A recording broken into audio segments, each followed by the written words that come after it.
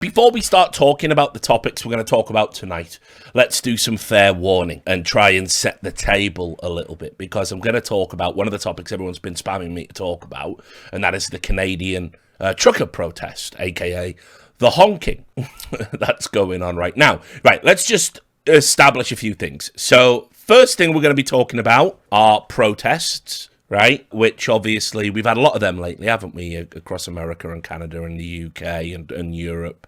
Not all protests are equal, but all peaceful protests, in my opinion, should be allowed.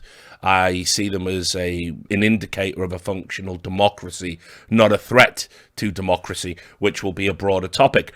But because I know people are deranged on the internet, and I can't keep deranged people out of my audience, evidently, I'll just say, talking about one peaceful protest glowingly and talking about another one not so glowingly doesn't mean that I don't agree with the core values or core tenets of a protest. If you want to protest, I'm with you all the way. You want to stick it to the government, I'm with you all the way. Like, you know what I mean? As long as it's peaceful and no one gets hurt, I can generally see most protests to be perfectly fine, unless it's for something absolutely insane that doesn't exist. Like, you know, those dudes that protest lizard people down at Speaker's Corner. Wink, wink, the lizard people. Don't get upset. I'm not saying, for example, the Black Lives Matter protests weren't good and totally valid protests, even if I'm about to criticize some facets of those protests, okay? I fully supported them. Very consistent. You can go and see, you know, people want to go out on the street and protest police brutality in America? Yeah, about fucking time. So, that out the way. The other problem about this topic, we're going to have to talk about the coof. We are going to have to talk about the coof. And unfortunately, there is nothing since Trump that has driven people more insane to talk about than the coof. I'm breaking one of my rules, and the rules that I tell all of my public figure friends, and that is that you just never talk about the coof, because if you do, you're just inviting insanity into your life, and it's not worth it. Anyone, like, I just haven't tweeted about COVID. Me and Sam even scripted out an I Hate It Here special, sort of covering the first 18 months of the pandemic, and then we were just like, you know what? Nah, fuck it. The coof, you avoid talking about it at all costs, but today we're going to sort of have to talk a little bit about it. And again, I'm going to try and establish a baseline about my feelings without diminishing your feelings and without saying anything I think is patently stupid and irresponsible, which many have during the pandemic. But equally, I think we can agree there has been a little bit of government overreach in some areas. Now, this is what we call in the industry common ground, and we all share it, right? And we can all find it if we work hard. But unfortunately, the way through the apparatus through which we interface with each other is designed to try and keep us in weird little fucked up tribes that hate each other, because that is the only thing keeping the media machine and, to a lesser extent, government influence really going. So, the honking. Let's talk about the honking with all of that said. And I'm sure many of you might not even know what that is. Now, I can basically give you sort of a little explainer. Canada has been what I think to be one of the more halfway houses, if you like, in their COVID-19 protocols. And by protocols, I mean the way they've decided to slow the spread of the pandemic. I live in the UK.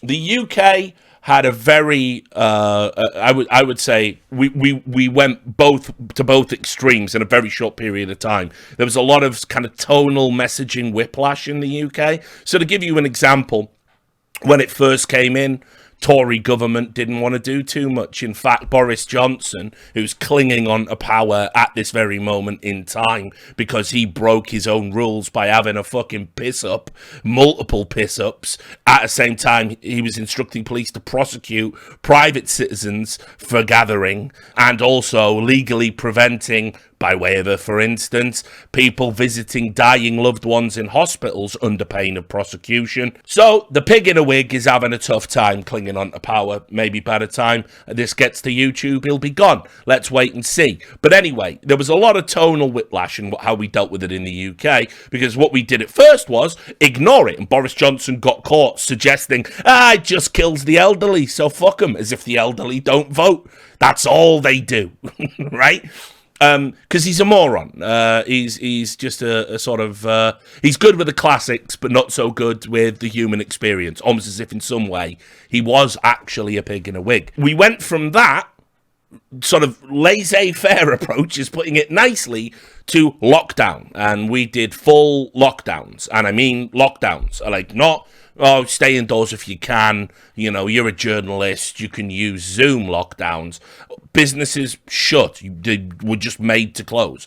You couldn't open. Public transport shut down. People had to stay indoors. You couldn't. You were told. Basically, police could come up to you during the lockdown period, where we had this 2-week lockdown, the first one. Police could come up to you and say, what are you doing? And you were allowed out to go to the shops to buy food, and you were allowed out to exercise. But if you if you weren't doing either of those things, and you were outdoors, or going into someone's house, or people saw that you had more, people not from your family in your house, they could fine you up to £10,000. That is what was going on in the UK, for those that don't know. So I've been to both ends of the spectrum, because it got even weirder, because after we lifted the lockdown, we went into semi-lockdown, then we said we were going back to real lockdown because we were worried about a winter spike, then we did do a lockdown over Christmas, but Boris Johnson said, it's a lockdown, but because it's Christmas and I'm already under political pressure, you can have 3 families gather, members from 3 families, but no more than 3 families, because that's scientific. So it was all over the place in the UK. Also, I recently travelled not that long ago when I came back from the major, and just to give you an idea of how insane it is to even just get back into the UK as a UK citizen, I had to prove I was vaccinated. I am. Jabbed out of my mind. Prove that I would definitely do a test when I got back. Give them my whereabouts, like my address, where I would be for the mandatory quarantine of 7 days when I got back, so the police can just check on you and come round if you're not there. 10 grand. And also, by the way, it changed somewhere along the line. It wasn't just a 10 grand fine anymore. If you lied about any of this, 10 years in prison for COVID misinformation. That just went through because it's Britain. So I had to fill in all these forms. I had to tell some cunt in Sweden who worked for KLM, a Dutch airline. I had to show him proof I was getting a test ordered by the UK government, or they wouldn't even let me on the plane. Like it's bonkers coming to the UK right now. And we only recently, by the way, got rid of the red zone, which was if you were from one of the countries, the naughty countries. By the way, these include countries that didn't even have a single recorded case of Omicron, countries in Africa, much like the US did when they did their travel ban, which suddenly isn't racist anymore. Go see my Enemy of the People video about that. Look, hoops is what I'm talking about, right? There are lots of hoops, okay? I have an open mind when it comes to COVID protocols, because I've lived through both extremes where there've been none and they've all been lifted again. There's not even mandatory masking now in lots of parts of Britain. London's different because it has its own mayor. And I've lived through literal lockdown. If you go out, police come out. Have you got a licence to be outside, sir? Twirling their truncheons. So, that being said, over in Canada, I consider them the halfway house, because Australia are off the fucking deep end, in my opinion. Not everyone agrees. Some of my Australian friends think it's just another day at the office. I think Australia's gone a bit too far, a little bit too wild, personally. That's just my personal belief. We don't need to explore it. It's not relevant to tonight's topics, but I think they've gone fucking radio rentals, as we say in Wales. Canada for me in the middle, because what they're doing, they are having vaccine mandates in all federal related businesses, certain industries. There are mandatory quarantines, and so this is obviously pissed off certain segments of the, fabric of their society. And in particular are the truckers. Now, obviously, right now, because of how COVID-19 and just general tensions with China have sort of disrupted global shipping routes and global supply routes, the trucking industry is vitally important. And I think we found that out. I mean, there are a lot of us that you take this shit for granted. And then suddenly when you're indoors and you're having to order everything, a man who can drive a truck is one of the most important people in society, right? So what ended up happening was, in Canada, they passed this rule, which was basically truckers have to be vaccinated, and if they aren't vaccinated and they go between what they call provinces in Canada, they must quarantine for 14 days. Which, as I said, initially as a Brit, I'm like, quarantine for 14 days. Fucking hell, I quarantined for 3 months at one point. But the problem is, if you're a trucker and you're a long distance trucker driving across provinces, that's kind of what you do. And so what this would do is it would exclude a lot of truckers from getting regular work. You would have to take that time off each time you did a run, massively impacts on your livelihood and your billable hours, essentially.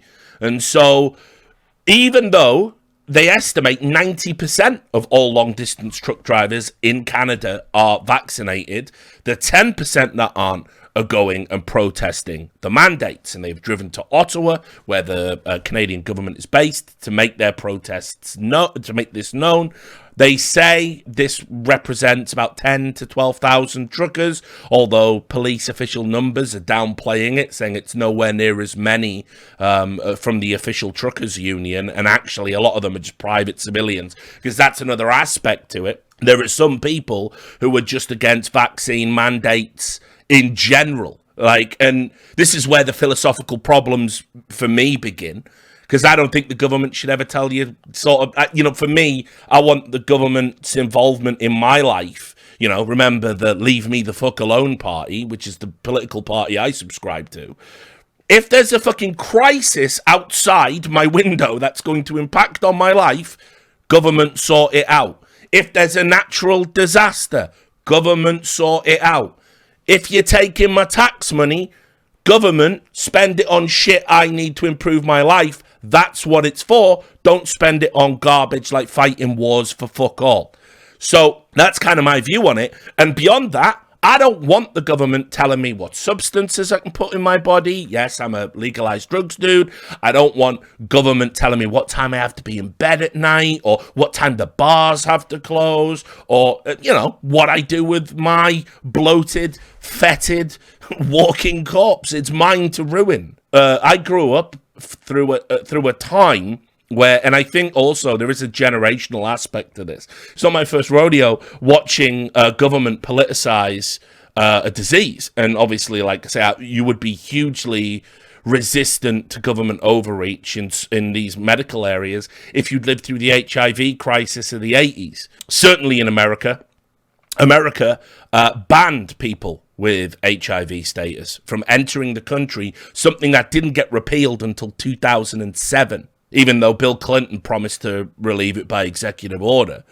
And during that time, that some of the proposals that were being suggested, because HIV was a disease that was initially associated with the others, intravenous drug users, homosexuals, right? Ooh. And we had a Reagan administration, a Republican administration at that time. You can imagine what they were saying. In fact, in a documentary about HIV, Reagan's press secretary is laughing about it and saying AIDS is the gay plague. That's the phrase they coined. So suddenly, if a government can start mandating what we do to people who are sick, it's a coin toss as to whether you get the good guys or the bad guys. And in general, I believe government is there to effectively be the bad guys. I think they see us as serfs. I've got a very socialist kind of a view of it, that there's a ruling class and we are but peons and peasants in their eyes. And so I don't like giving government powers because, again, I've seen how things can change through the HIV crisis of the 80s. Certainly saw it with the Bush administration, another Republican administration. Who'd have thunk it? After 9/11, when all of your personal freedoms, that just got eroded in America, especially the Patriot Act, a formerly benign institution, the NSA basically got turned into a private police force that spied on private citizens for no reason, and that was only exposed because of one whistleblower who will now be killed for sedition if he ever goes back to the United States. So I've seen government overreach. I don't like it. It makes me uncomfortable. That's not to say don't get vaccinated. I did. I'm overweight. I'm pushing 40. I'm in the danger zone. So this isn't a discussion. This is the problem. It gets all wrapped up. And people think if you say, I don't think the government should be telling you what to do or coercing you to do something you might not want to do, isn't the same as saying, don't go and get this. Definitely do. Do what makes sense. This is just a way to live your life at all times. Do what makes sense for you in your private life, and it doesn't need to be explained or justified to anybody. It's how you have to live. And so, unfortunately, a lot of that nuance has been stripped away from the discussion. Now, that being said, I wouldn't say I'm massively sympathetic to the truckers, right? I'm not massively sympathetic to the truckers. But what does interest me, I'm not along for the cause, you know what I mean? I sort of don't like mandates, but equally I don't think that's the worst thing that's ever been mandated. If it was something a bit worse, I would probably be on board with it. I'm kind of in the middle, you know what I mean?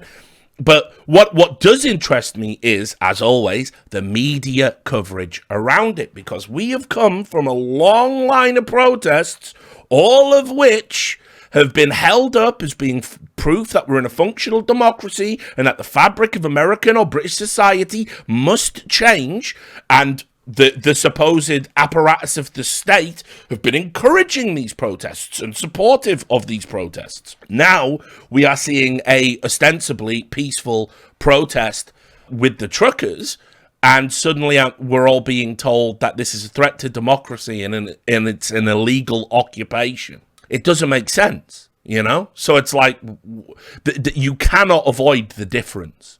So that's what I want to talk about. But I had to get all that stuff out the way, because if you don't say these things, people go, you're an anti-vaxxer, even though I've had it, you know? That's the level of discourse we're at around this topic, and it's why people don't talk about it. I can already see people in the chat popping off, by the way. People saying it's not a peaceful protest. By definition, it is a peaceful protest. There is no two way. You might not like it, you might not agree with it, it might be disrupting your life, but it is a peaceful protest. Objectively, it's a peaceful protest. I'll just give you a primer in case you don't believe anything that I've said, or you don't think it's particularly well-sourced. But here you go. This is just according to the BBC. I'll be using the BBC quite a bit over the course of this talk, because I think they will generally be perceived to be neutral, both from a political perspective and a sort of geographical perspective, because obviously they're a British institution. But they just outline the protest as it happens here. They say the movement, the Freedom Convoy, they're calling themselves, was sparked by a vaccine mandate for truckers crossing the US-Canada border, implemented by Prime Minister Justin Blackface Trudeau's Liberal government earlier this month. Upset with the new measure that would require unvaccinated Canadian truckers crossing the two nations' boundary to quarantine once they returned home, a loose coalition of truckers and conservative groups began to organise the cross-country drive to begin in Western Canada. It picked up steam and gathered support as it drove east. In fact, some people have sort of amusingly called it, what was it? Some play on words from the Taliban, like the trucker ban or something. Anyway, whatever. Many supporters already opposed to Mr. Trudeau and his politics have grown frustrated with pandemic measures they see as political overreach. You know, and this is one of the problems, and it was a problem that we had with previous protests, that, you know, even things like Occupy Wall Street, which had some atrocious crimes take place during. When you have a protest like this, you can't really stop who comes along for the ride and what extremes they're going to do. You can try and self-police in the moment. It's a topic we'll talk about when we get to some of the news coverage around this.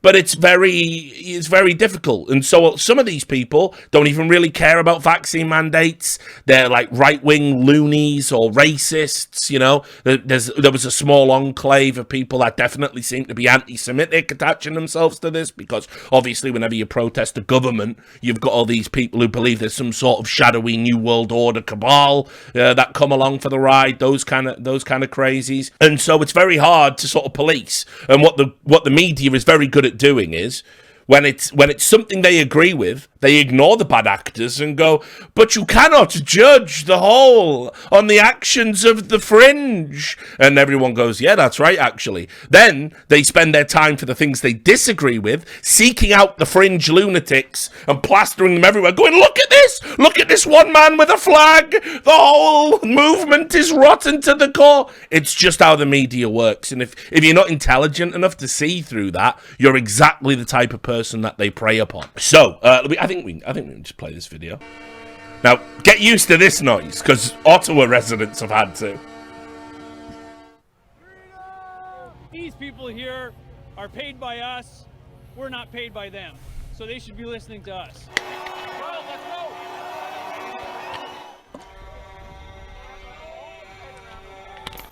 I've cried several times. I felt quite almost sick to my stomach, just with such joy of just get out more. People from every walk of life here.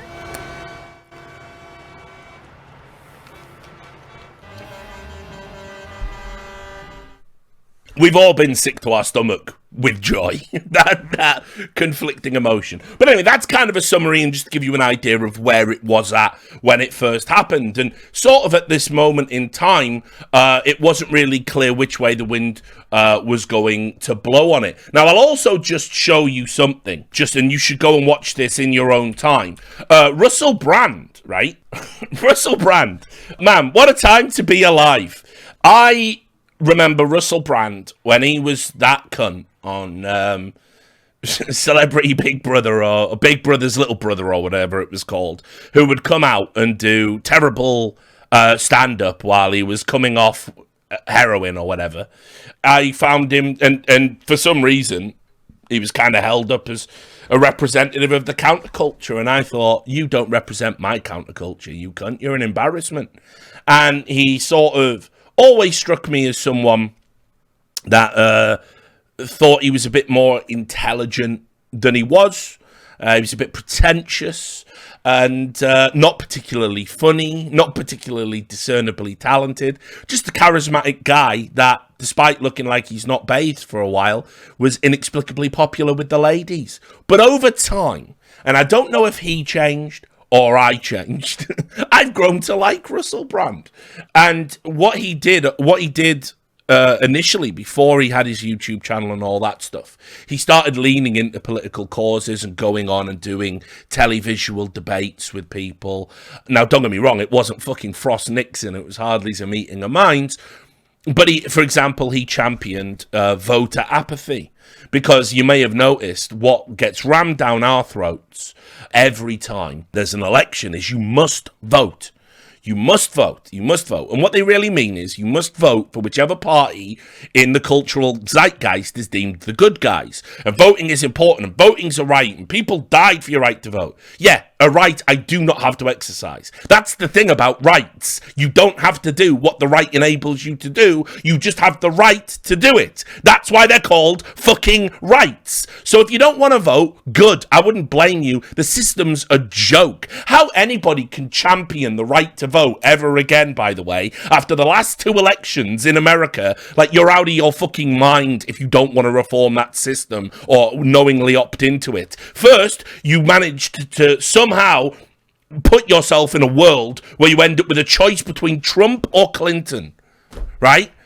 And when the people chose Trump, your media apparatus spent 5 years lying about him and saying that there was a Russian-funded fascist uprising and it was all illegal and actually it wasn't even real. It was all, the election was rigged, because it's always rigged when a Republican wins it, right? Although Bush did rig that one election, didn't he? And then you decide to beat the orange man, you elect someone with actual dementia, and now the country's in a fucking shambles. Brilliant. So glad I, as a Liberal, they say, voted for a senile man who murdered 7 children in his disastrous pullout of Afghanistan, and then said, stand by it, the intelligence was good. So, if you opt into that system, still, you're a fucking idiot. Because the American government, the red and blue sports ball bullshit, where they pretend to have a choice between far left and far right in the media, when in reality you have a choice of centre right or right. If you want to opt into that system and believe the nonsense attached to it, fine, do it then. I wouldn't, and I won't condemn those who don't want to do it. You only have to look at the past 30 years to realise whether you've had Democrats or Republicans in the White House. Foreign policy especially has been one continuous movement in one direction. It doesn't matter. It's just theatre. It's just something to make you feel good about yourself. So anyway, Russell Brand was pretty much saying what I believe there. And you know, people say, oh, if you don't vote, you can't complain. Absolutely can and will. I can say the system is broken and not participate in said system. Meanwhile, of course, you know, socialists. No, I reject capitalism. Well, if you reject it, how can you're not participating? How can you complain about it? You and your logical consistency, Richard. Damn you. And then they all show you that cartoon. But you participate in society. The most intellectually dishonest, stupid political... Anyone who posts that, unironically, moron, grade A. But anyway, so over time, Russell Brand has grown on me because I think he says things that are kind of like relatively balanced to both sides. And as a result, by the way, he was branded as right wing today. Someone actually said Russell Brand is right wing. Literally was going up against the Tories. Like, I don't know. Yeah, he got called right wing because some moron who's trying to cancel Joe Rogan said, Joe Rogan says he's not right wing. Why are all his guests right wing? Russell Brand, right wing apparently. Tulsi Gabbard, like former co-chair of the DNC who campaigned for Bernie, right-wing now, of course. That's how you know it's all bullshit, by the way, guys. Right-wing is just a meaningless label now to beat you round the head with. Don't let them do it. Don't be afraid of it. There are no wings. It's just labels. It's just garbage. If you subscribe to a dogmatic party approach, you're part of the problem. Discuss the issues as they are. If you go along with if you go along with a political party and just believe everything they say because it's the party political stance, you want a religion, mate. You don't want politics. You want a religion. And there's many fine ones out there. Go check them all out. You'll love it. They profess to solve all your problems. So anyway, Russell Brand, you should go watch this video, I thought, 'cause it was pretty good. You can see a trucker's convoy. Why the mainstream media blackout? And he does do a little honk at the start, I think. Big convoy trucking across Canada. Truckers who were...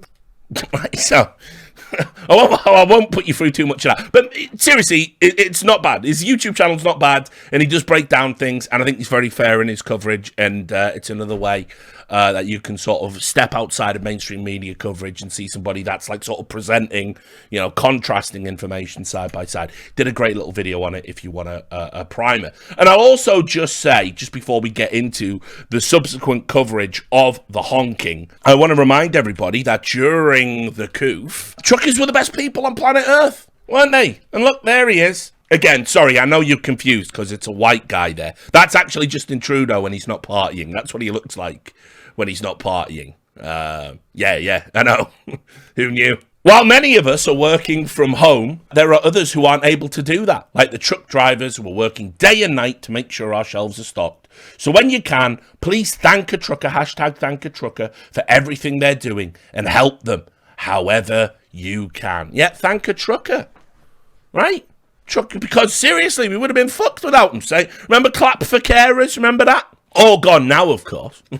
Yeah, all dead. All that good feeling for essential workers that don't get praise. All gone, all dead. They're bad now. Let me just show you.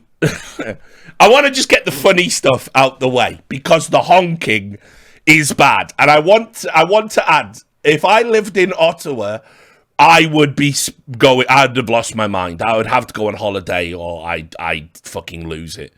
There's one thing that I need, and that is sleep. When I'm sleep deprived, I just break down. Everything starts to, my definitions just crumble inside. I can't do anything. If I don't get that 8 hours, I'm in for a rough time. And that's, I think, from years spent sort of in the journalistic trenches, doing these like long gaming events where you get 4 hours sleep a night routinely for days at a time, to the point where you just break down physically and mentally at the end of the event. Now I need it. But dude, this is a lawyer in Ottawa, and he pondered the question, much like the chap earlier in chat, who, by the way, I do not condemn you. It's your opinion. You are entitled to it. Remember, we don't do the performative bullshit around here. I do believe that we are a community in a way, and we're all going to disagree sometimes. Communities used to do that and still get along. But anyway, this is Paul Champ of Paul Champ Law, and he says, he's a lawyer, by the way, and he's asking this question. Is this a peaceful protest? What if you lived here? And by the way, I love that he starts the shot flexing the weights, the little vain narcissist. Like, oh, yep, hey, I'm pretty buff, I work out, bro. Anyway, what if you lived here and this was going on from early in the morning until late at night? How would you feel? Now, let's just get a sort of glimpse of the honking.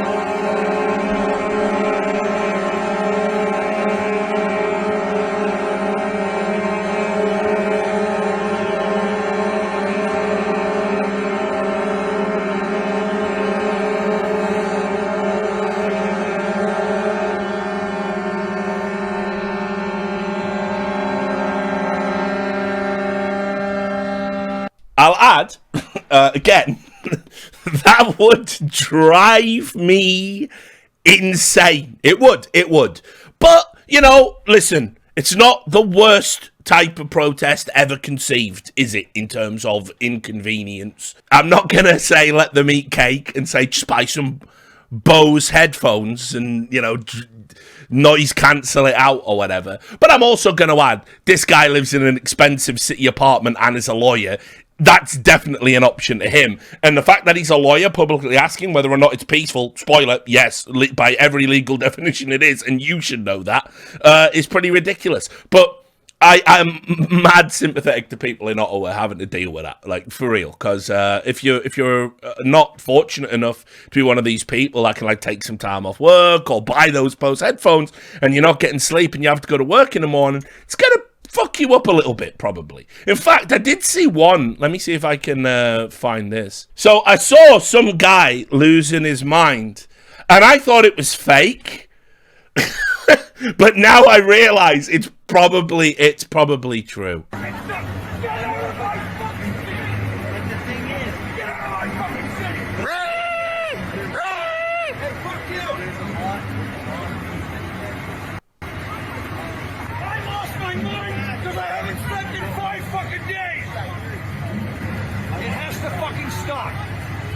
The honking will continue until freedom improves. And so, at first, I thought that was just staged, but I didn't realize the honking really does go on all day until night, and then I think they do take a break between some city ordinance hours, and then it just starts up again early in the morning. But I will add the phrase, the honking.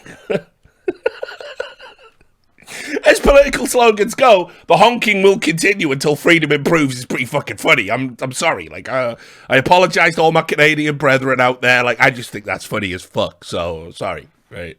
I woun't find it funny if it was wrecking me, but, you know, comedy usually is somebody else's misery, isn't it? Anyway, the honking will continue. Let me just show you some of the sort of unreasonable online reactions. This is where sentiment and kind of, you know, everything's going to turn very soon, right? The reaction, you know, suddenly the truckers get labeled, you know, white supremacists. You can see there's like a selection here. Not gonna lie, listening to white supremacists honk their horns outside my house is stressing me out. I have a headache from the hours of honking. If you drive down my street honking and waving a big ass Canadian flag, please know that Ellie hates you. That's obviously talking about the dogs. By the way, do spare a thought for the dogs in all of this. They don't deserve to suffer for our human bullshit. And much in the same way that every November 5th, every bonfire night drives dogs insane because they don't understand what's going on. Yeah, they're probably not having a good time right now, are they?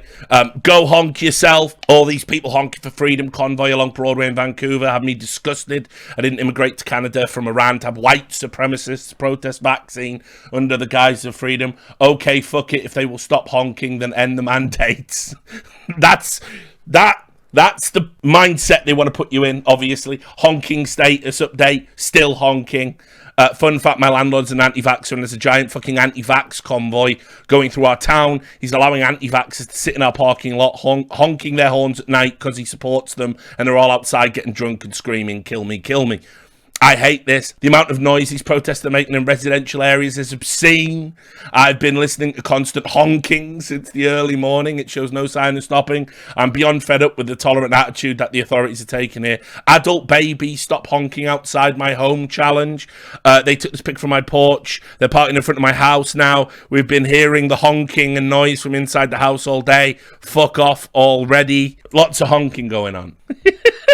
That Justin Ling guy, by the way, he's had a real good. If you want to know what's going on with the honking, he is live tweeting it. You can see honking update, still honking. Honking update, still honking. Honking status update, still honking.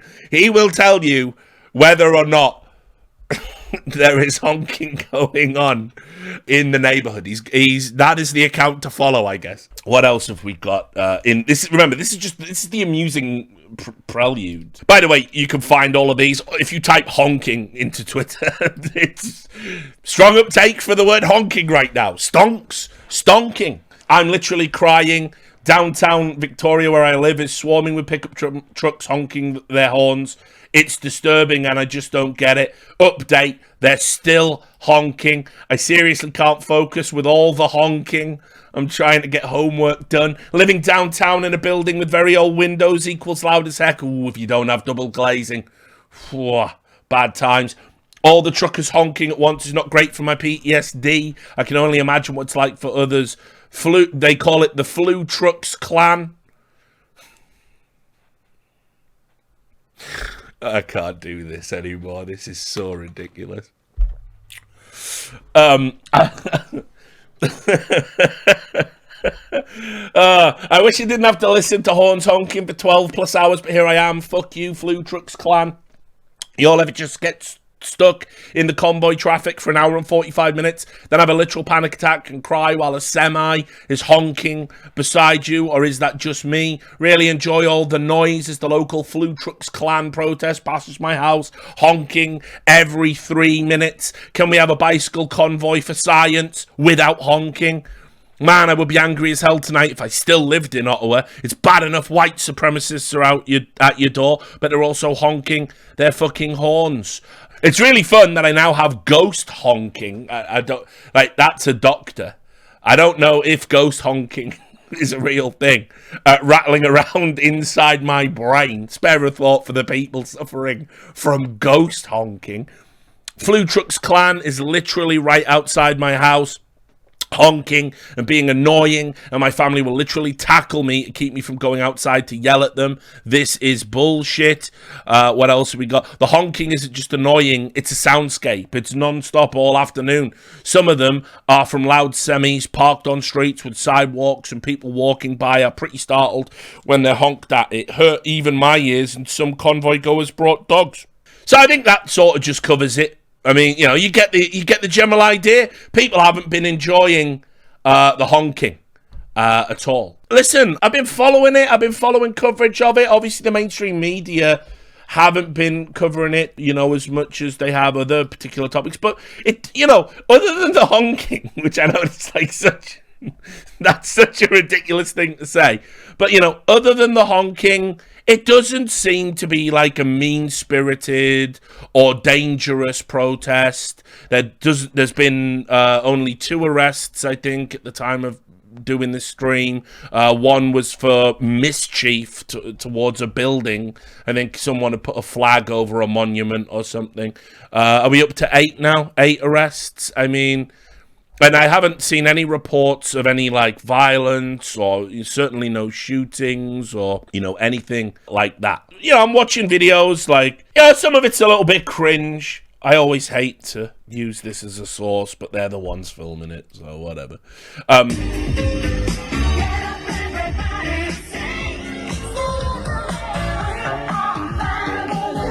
I've been DMCA'd.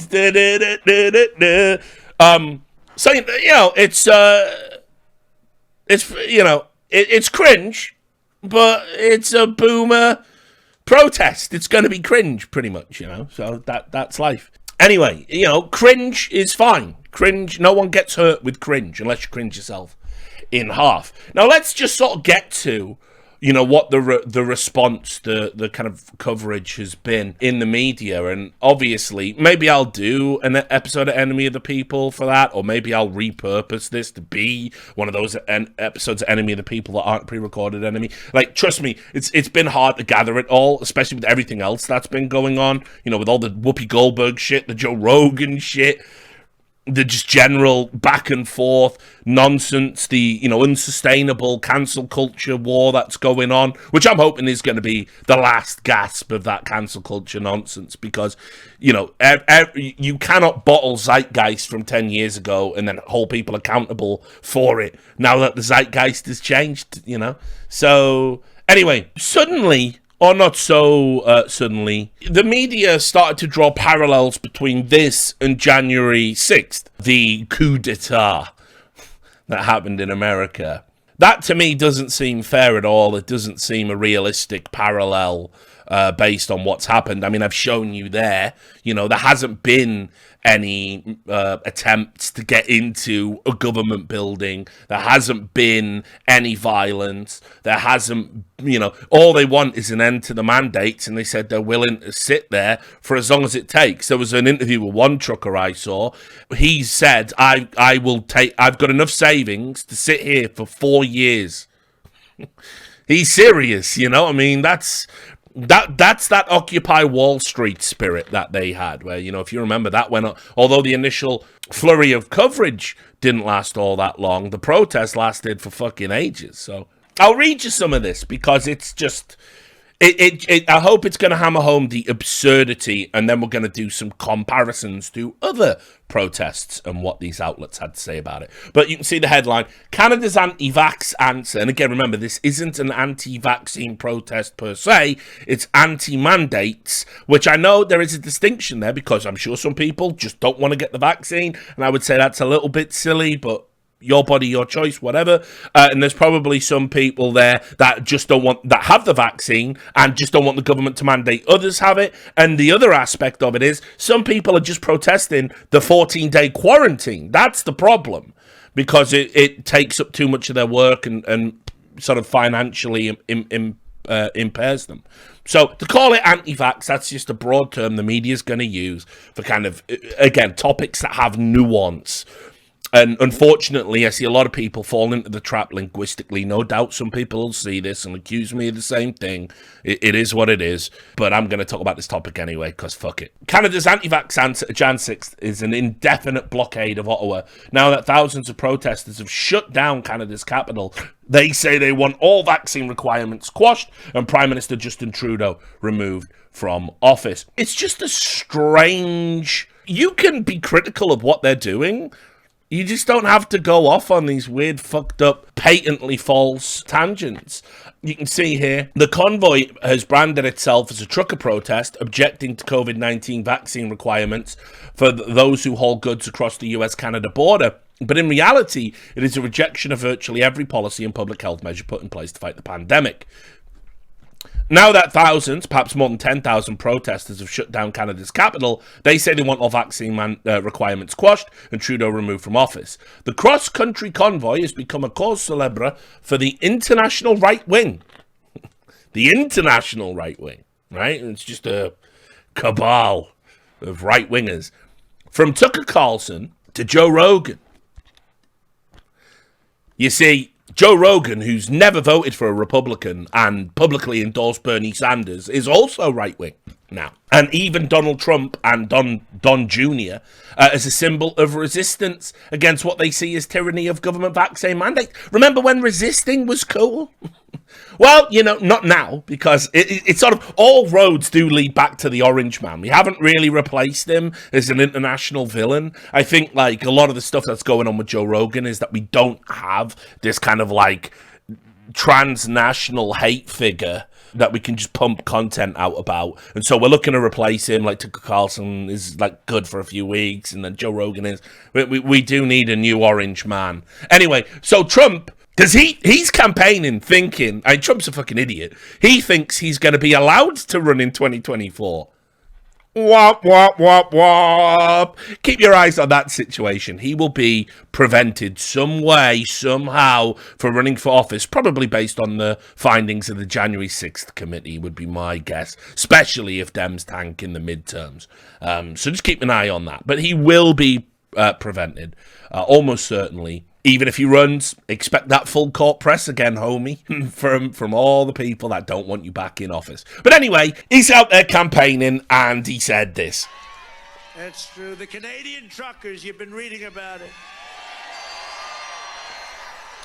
who are resisting bravely these lawless mandates, are doing more to defend American freedom than our own leaders by far. And we want those great Canadian truckers to know that we are with them all the way. They are. They've really shown something. So, we're with them all the way. I don't even know what that really means, but fair enough, Donald. And this is another part of this kind of like paradigm. And that is that, on the one hand, the left-wing coverage, which, yes, I'm going to focus on because I think that has broader credibility than right-wing media. Inexplicably so, in my opinion, because they're both playing the same games. But anyway, over on the right wing, and you can go and look up the coverage at Fox, suddenly resisting is good now, according to the right wing. They love the resistance now. They especially, resisting mandates. Well, yeah. Now, keep in mind, Donald Trump is a dude that said Colin Kaepernick taking a knee was some sort of fucking disgrace to protest police brutality, and that people in the NFL should shut up, play ball, you know, like, if you don't stand for the anthem, get out the league. That's peaceful protest too. And guess what? Because it's a peaceful protest expressing sentiment that I actually support, I'm especially on board with it, right? But no, Trump didn't like resisting then. The right-wing media didn't like resisting then because the right-wing media will always fall into this line. If you don't love America, why are you here? What's wrong with hating the country as it is and wanting to improve it? Can I not do that? No, you must love it. No. That is a path to bootlicking. But anyway, resistance is good now, and the right-wing media have framed this. They have said this is a working-class revolt. Truckers, obviously, are working class. You know, that's generally perceived, even though I'd say financially they make decent money for what they do. They make a lot of sacrifices to make that money, but they're recognized as an essential service, and they are financially reimbursed for that. And it is a difficult job and demanding. But the right-wing media are telling you that this is actually a working-class revolt against the wealthy elites, as if Republicans aren't indeed the wealthy elite. And they're focusing on it because now they're not in power. So now working class people resisting, revolting. That's great. We'll totally encourage that right the way through to 2024. And so this is how you understand red, blue, doesn't matter who. They just do the same games. They do the same shit. Because calling this like a working class revolt, that's not what's going on at all. Many working class people do not support the truckers. Many working class people are being actively impeded by the truckers going about their daily lives. So, no, it's not that simple at all. Now, let's get to this. Big head for a little bit. I know this is a cause for consternation, especially among you Canadians. I don't know if it's because you're not used to frequent protests in your country, because you're generally an agreeable people that has a much better social fabric than America or the UK, and certainly a lot of European countries. Canada is, for many people, we're all very envious of all the things you've been able to achieve and just the general harmonious nature of your society. That's how it appears from the outside. So maybe you guys maybe this does feel like it isn't a peaceful protest, but it is objectively, it is by any definition peaceful. I cannot allow anyone saying it's not peaceful to stand. And even the biggest detractors would say so. But what the media are doing now is they want to debate peaceful, yes, semantically, but there are other types of harm that are non-violent harm that we should talk about. And there's been a big push for that in the media, and it's sinister. So I'm just going to show you the Global News Canada, it's a Canadian outlet. They ran this. Ottawa trucker protest sparks question about the definition of a peaceful protest. You see, this is what always happens, right? Whoever holds the reins of power to the cultural zeitgeist of a moment, they will engage in as much heinous shit as they can get away with. And they will, of course, justify it, validate it. And when people then go, okay, that's the new normal, and the people that don't hold the reins do the exact same thing, suddenly they want to change the language. Suddenly they want to change definitions. Suddenly they want to invent things like nonsensical terms like dog whistles, which are, American academic culture has invented basically an entire just swathe of terminology about things that aren't real, just so they can say, well, we're smart enough to detect them, so you have to attach importance to us and our opinions and our knowledge base now. So, the concept of dog whistling is a really good example, because what a dog whistle does is you say, that's a secret coded language and I'm smart enough to figure out what you're doing. Now, if you're not saying the thing that person is saying that you are saying in a coded language and you are just saying something else, what can you do to disprove it? You can't. It's perfect, right? And so you will find lots of people will basically semantically, semantic control is very important. I've done a number of videos about this, how terms that are considered benign when one side uses them are suddenly sinister when another term adopts that. And the one thing that the kind of like more liberal cultural influencers have a very good hold of is language. The right wing are morons in the sense that they fall for a lot of these linguistic traps that get set. And so, you have to be very careful and very precise. Let's be real. All of this like new wave of cancel culture and nonsense is pretty much predicated on the fact things you could say 10, 20 years ago, you can't now. Terms that had different meanings 10, 20 years ago don't mean that anymore. If you don't keep up with new language as it evolves, as it develops, suddenly that's a problem too. And new ideas and new concepts. There's a lot going on there. And so this is pretty much within the modus operandi of the mainstream media. And that is, listen, what is a peaceful protest anyway, guys? Now, we know what a peaceful protest is.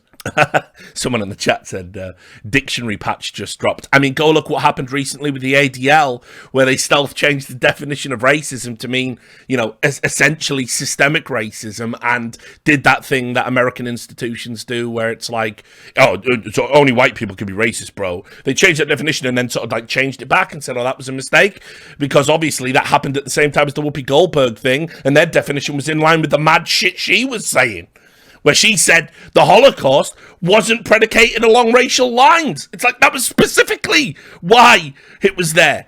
So what the fuck are you talking about? Don't get me started on Americans talking about European history. That's something, you should know by now how that fucking rankles me. They fuck with the definitions all the time. And it's not just lefties or righties, because again, don't think in those terms. It is whoever are the cultural arbiters. They're the people that control terminology. They're the people that control language. To give you an example, during the mad paranoia in the post 9/11 world, there were a number of terms that got essentially co-opted by Republicans to mean bad things, to be used to portray you as a terrorist. You had all that bullshit with fucking freedom fries, for fuck's sake. These are examples of linguistic control. For those who don't know, I know there's some Zoomers out there, even though my audience tends to be a little bit older. Back when George Bush declared after 9/11 that he wanted to get us into a completely unjustified war in Iraq to essentially settle some old scores with his family, some old beefs. Saddam Hussein wasn't particularly well liked by the Saudis at that time and was considered a threat. And so it was just a good, convenient option to take him out and get a bunch of oil and a bunch of money. Oh, and Halliburton gets to rebuild the country, and our administration gets to be one of the wealthiest, most corrupt entities in all of American political history. He came out and famously said, you're either with us or against us. And so France said, listen, we don't want to come along for the war.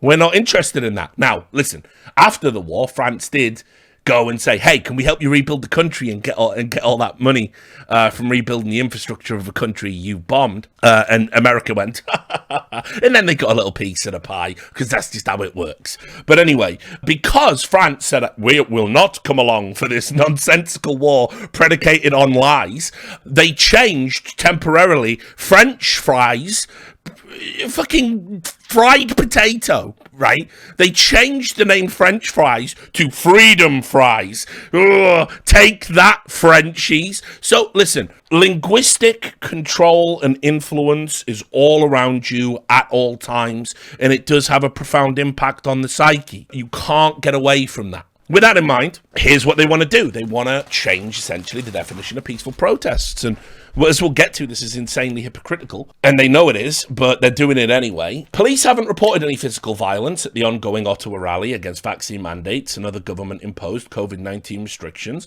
but critics warn that conflating the absence of bloodshed with the word peaceful downplays the dangers of the weekend demonstrations. For 2 days, the downtown core of the nation's capital has been a no-go zone. Remember when the term no-go zone was... Remember when that was right-wing fascism and a dog whistle for racism? It's back on the menu, guys. It's back on the menu. The nation's capital has been a no-go zone as trucks and crowds have snarled traffic, with some members defacing monuments and wielding signs with violent and hateful imagery. Police are also investigating what they describe as threatening behaviour towards officers, city workers and other individuals, as well as damage to a singular city vehicle. But as of Sunday afternoon, there were no arrests related to incidents of physical violence during the demonstration, a police spokeswoman said. Though a statement issued that evening said, confrontations and the need for de-escalation has regularly been required. That sounds like a protest to me, but whatever, what do I know? Activists and academics on social media have taken issue with this characterization, saying it undermines the fear, damage, and disruption the protests have wrought. They're also seeing the images that we're all seeing of very right-wing extremist messages, the flags being displayed being a swastika, Confederate flags, images of a prime minister being lynched. I'm not sure that I would continue to call this peaceful. So, let's just explore this. So, yes, there have been people waving a Confederate flag. I don't know why. Like, imagine going, like, to a fucking Canadian protest rally. Remember the Confederacy? Like, dude, like, what the fuck? Like, I don't like to go down conspiracy rabbit holes. But that just looks like controlled opposition. That just looks like some grade A bullshit. Because I don't understand the cultural relevance of that symbol in the country they're at. But I won't say that because there is no proof of that, and people are just fucking crazy. But on the video, right, there's a video of that guy with the Confederate flag that was plastered all over the media, which I can't show you because I can't show that symbol on Twitch. Basically, they were all telling him to fuck off. Like, you don't represent us. Fuck off, you racist. Blah, blah, blah. And it's one person. That same person could fly that flag at any time in Canada. So, you know. And then, yeah, there were some swastikas there. There were. You know, wherever there's that shit bubbling up under the surface, you are going to see that symbol. Now, what I will say is, I definitely saw some people that are probably just anti-Semites, and they are waving the swastika unironically. But I'll also say I saw Trudeau's name and the Nazi symbolism, which to me suggests they are comparing the Canadian government to the Nazis. Now, that is ridiculous and just a shocking kind of blasé approach to history again.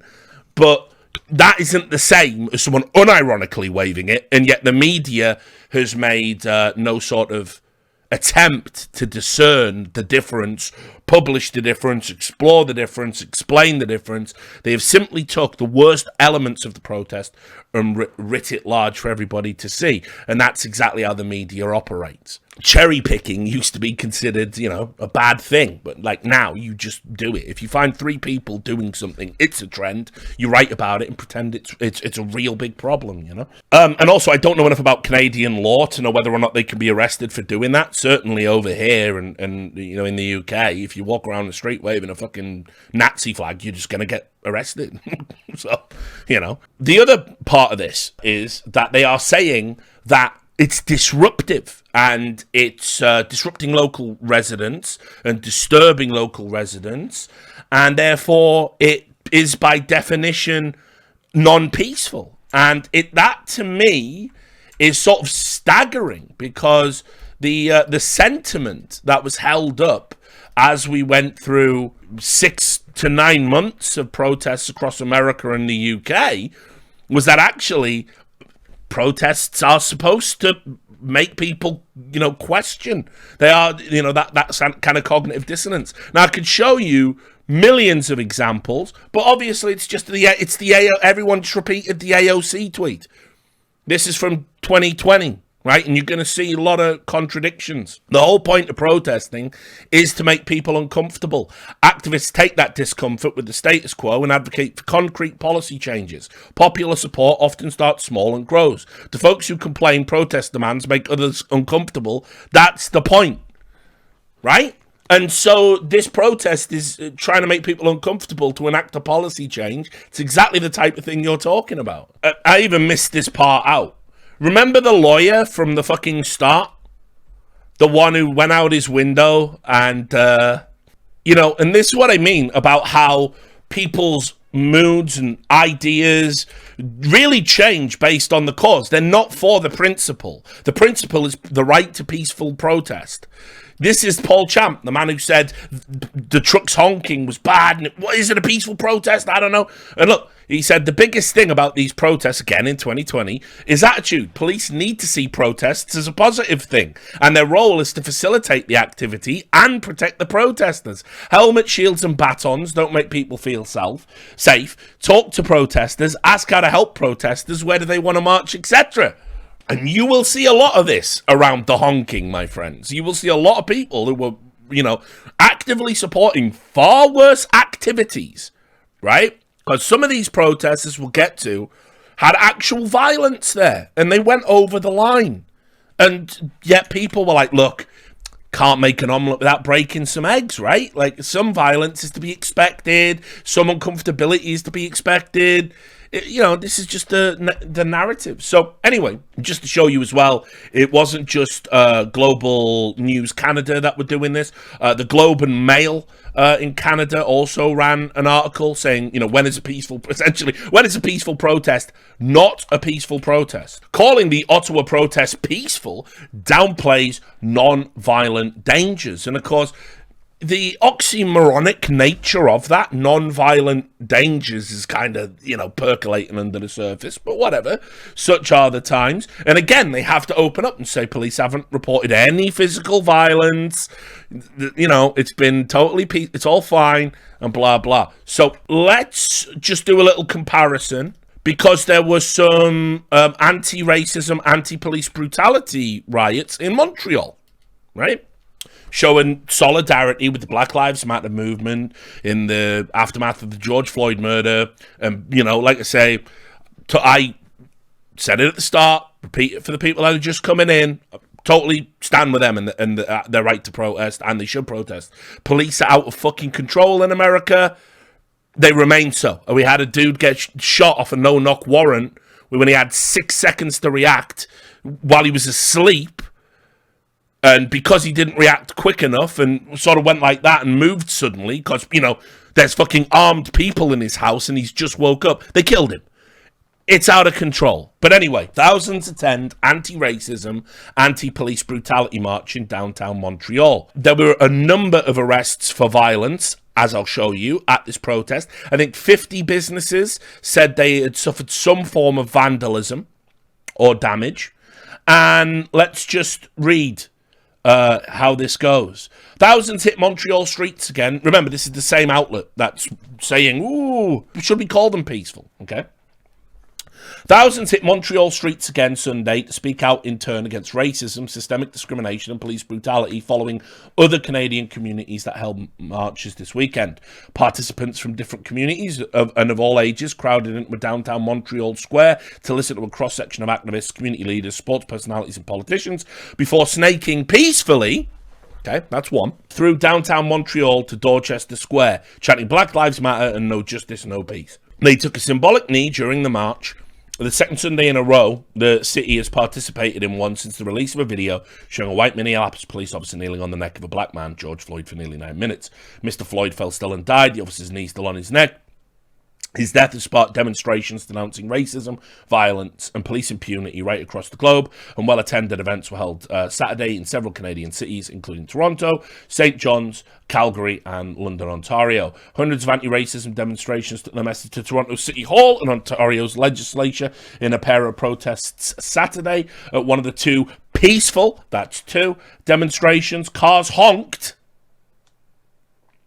in support as they passed the people kneeling outside of the Superior Courthouse and the US Consulate, which are across the street from each other. They also kneeled outside of Toronto Police Headquarters. The protesters marched through the main streets of downtown Toronto with people holding up signs saying Black Lives Matter, stop killing us, and no justice, no peace. In Montreal, demonstrators called out Quebec Premier François Legault for his belief the province doesn't have a systemic racism problem. Mr. Legault acknowledged last week that discrimination does exist, but denied there was a system of discrimination and chalked it up to a small minority of people. The major issue we have in Montreal is that our premier seems to think we don't have a systemic racism issue here, said Svetlana Chernyenko, a mental health advocate. So, Mr. Legault, I'm challenging you. We do have an issue. Black lives matter, and we cannot have all lives matter without black lives. Miss Chernyenko, whose mother is Russian and father is Nigerian, is a mother of four. She recounted her own experiences with random police checks and stops as a teen, and a random stop while driving a luxury vehicle in her 20s. She gives her children advice before they leave the house. Don't wear sagging pants. Don't wear a hoodie. Keep the hood or keep the hood down. Keep your hands out of your pockets when around police. We need to continue to communicate these issues, she said. We need to keep it peaceful, and we need to get loud. Former boxer Ali Nesta, a community leader and boxing trainer, said there's little left to prove on systemic racism. Legault publicly denies it, but he is very aware of it, Mr. Nesta said. He is an intelligent man. He knows very well there is systemic racism existing in Quebec. Willie Julian Nyacha said he protested Sunday because for 12 years he is not able to breathe. Mr. Nyacha, who is black, said he has had difficulties working and providing for his family because of discrimination, and I'm here to scream it out loud. I could be the next George Floyd. I don't want it to happen to me. It's why I'm here right now, he added. I'm calling on politicians to act now and go deeply inside and investigate what's happening to us. Quebec Liberal leader Dominic Auglade weighed in on what she heard. When we hear the stories by those here today, we feel the need to say never again. But to be convinced of this requires concrete actions and strong political positions on racism and discrimination. The mother of three said her only wish is that her children, like all Quebec children, are permitted to reach their full potential. Montreal's police chief, Sylvain Caron, had an offer to attend the rally rescinded on Saturday after organisers explained some participants and groups were opposed to a police presence. The force said in its social media page it respected that decision and noted officers would be present to keep tabs on the march. Demonstrations were also held in front of Quebec's National Assembly building in the provincial capital, as well as in Sherbrooke, east of Montreal. A large crowd also gathered for a protest outside Mississauga's City Hall, and hundreds marched through the surrounding streets carrying Black Lives Matter, silence is violence, and racism is the pandemic signs. Despite the COVID-19 pandemic and health authorities pleading people to keep a 2-metre distance, that was impossible in Montreal due to the sheer number of demonstrators, although the vast majority were wearing masks, so it was all okay. Montreal Police Constable Manuel Couture said demonstrators left at about 2:30 p.m. without any issues. Many merchants boarded up their windows as a preventative measure, fearing a repeat of last week when, following the peaceful rally, looters and vandals... You know, I love my peaceful rallies to be full of looters and protesters. Peaceful rallies, looters and vandals got into confrontations with police. There were thefts and damage, including some store windows being smashed. Montreal police have said they considered the vandalism last week a separate matter to a largely peaceful, again, they just keep bumping it out, protest, and said some people took advantage of the protest to commit crimes. On Saturday, they published photos of those caught looting on store cameras in an attempt to make arrests. So you counted up all the peacefuls there, right? Just to show you the fundamental difference in coverage, truckers, okay, we know there's been no violence, right? I've shown you that. The reports, even the people who don't agree with the protest cannot deny that fact. That peaceful protest, that repeatedly peaceful protest, 11 arrested, dozens of businesses damaged after Montreal anti-racism rally. And these were violent arrests. See there, tensions flared and pockets of protesters clashed with police. So this, according to the media, is peaceful. Just a cost of doing business. Opportunists. By the way, yeah, of course it is. The majority of people were peaceful. You have some bad actors, but when you then say a protest where there are no arrests for violence isn't peaceful because reasons, now you're giving the game away, guys. Like, it's, you know, you've got to be consistent. I also will just show you this. They started to shift the language as the days went by and the honking continued because freedom did indeed not improve. And now it was harassment.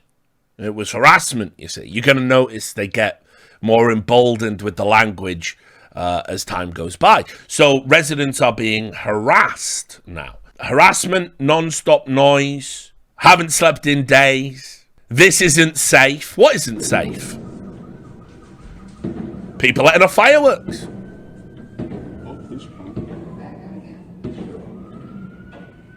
You know, just another day. Right? Not a big deal, but that was danger. People complaining about Ghent.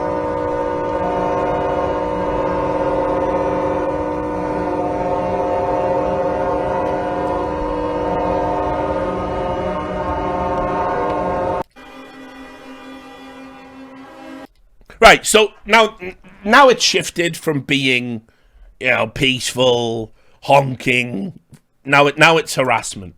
And so while this was going on, and bizarrely there was sort of little criticism about this, Justin Trudeau decided to just fuck off. Like, it's very hard to kind of process this, but Justin Trudeau just left.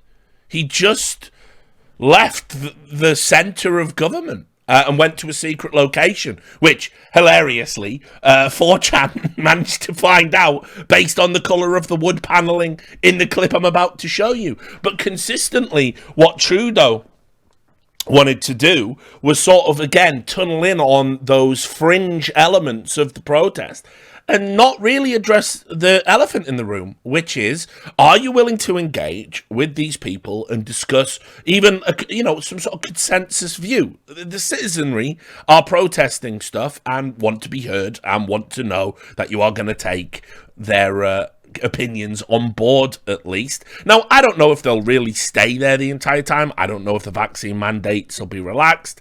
I don't know how it's all going to play out. But I do know this isn't really helping the situation. And Trudeau as a figure is, I find him a risible political figure. I think he's a liar and a hypocrite. I think he's all style and no substance.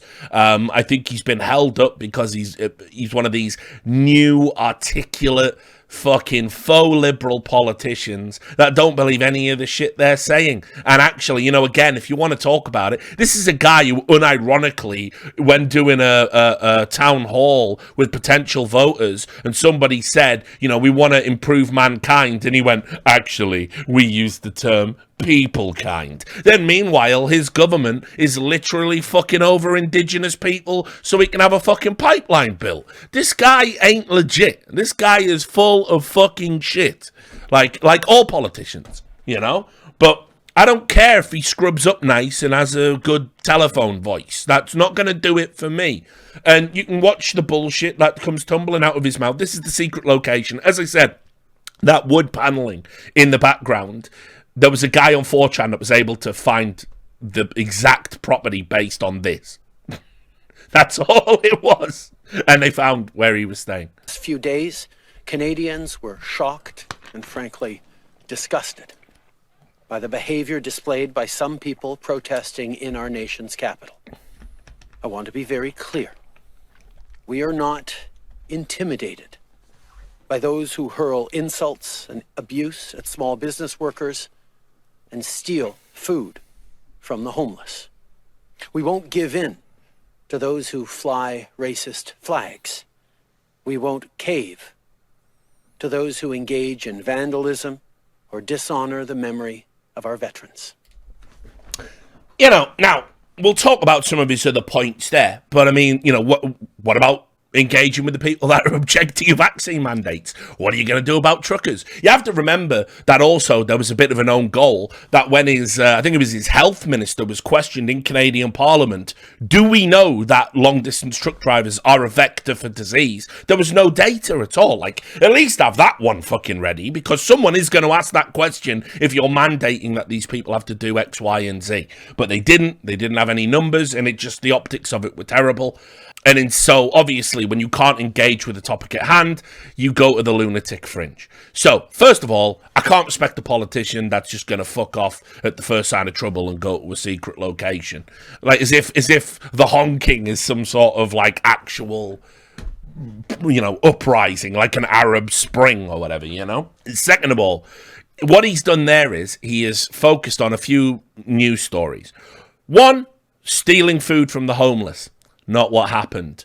Some truckers went to a soup kitchen and they said, hey, you give food to the homeless. Some of us are hungry and we don't have food to hand.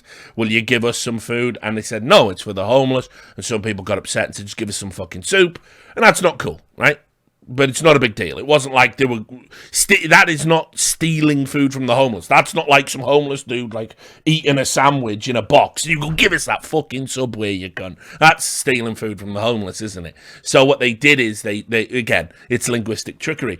He said we won't bow down to people waving racist flags. I've just shown you that there's a grand total, I think, of 8 people. I'm sure those that are doing it have fuck all to do with the protest and are just there for their own demented, fucked up right-wing reasons. And now, the other thing, defacing monuments and disrespecting our veterans. Always one that, goes over well. Always goes over well with the nationalists. So here was that story. A couple of truckers went and they did this. They danced on the grave of the tomb of the Unknown soldier. I don't even know what that ad is. Ottawa police have launched a criminal investigation into the incident. Protesters climbing atop a cenotaph and dancing on the tomb of the unknown soldier, among other violent acts seen during the protest against COVID. Remember, there's been no violent acts. There have been 0 violent acts. But suddenly, dancing on a tomb is a bridge too far. Tearing down statues and crushing a man's head with it. Just the cost of doing business, right? So again, they're all over the place with this. Now, by the way, just don't disrespect war memorials or graves, obviously, because it makes you look like a cunt, if nothing else, and it's hugely disrespectful. But there was no permanent damage. They just danced on a tomb, right? Make that clear. The other thing they did was this. So there's a guy that's revered in Canada, a guy called Terry Fox. There's a monument to him. And they said that statue was defaced, right? So what I'm expecting when I hear that story is that they ripped it down, they destroyed it. You know, because we saw, like, you know, what was going on with these other, like, you know, American president statues. And yes, some Confederate heroes, and they should be removed, obviously. I'm not against the removal of those statues. I think instead of tearing them down using fucking ropes, though, in a dangerous setting, just petition the government to do it and make sure they do it. Probably a better way, but what do I know? Again, I'm just a boomer dude. But anyway, so there's a statue of Terry Fox. This was the defacement. They hung an upside-down flag on it and put Mandate Freedom on it. That is the terrible defacement of a statue. And you can see here, many Canadians, including doctors, scientists, and cancer survivors, like, we're just going to tug all of the heartstrings, you know, express shock at the images which spread widely on social media. Some of the photos showed an upside-down Canadian flag flying from a pole wedged into the statue's arms. As with many people, I was pretty disappointed to see the statue modified like that for this cause, or really any cause, said Vicky Forrester, a cancer researcher and survivor. I mean, it's just to take the sign down and the flag off after the defacement. So, the linguistic trickery, the linguistic fuckery that's been going on with this coverage is completely ridiculous. Now, let's just jump over to American media coverage, because obviously they've got things to say about it, right? Because what the American media is always worried about, right, more than anything, is that, you know, people might get ideas that they're actually the ones in charge.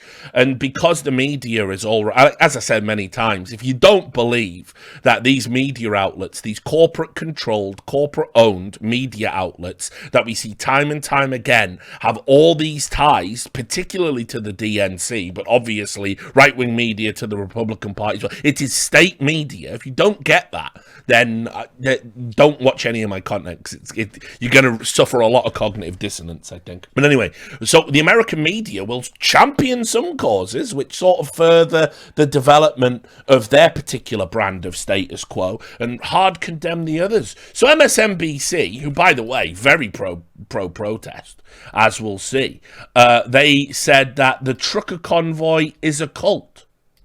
The capital of Canada to a standstill.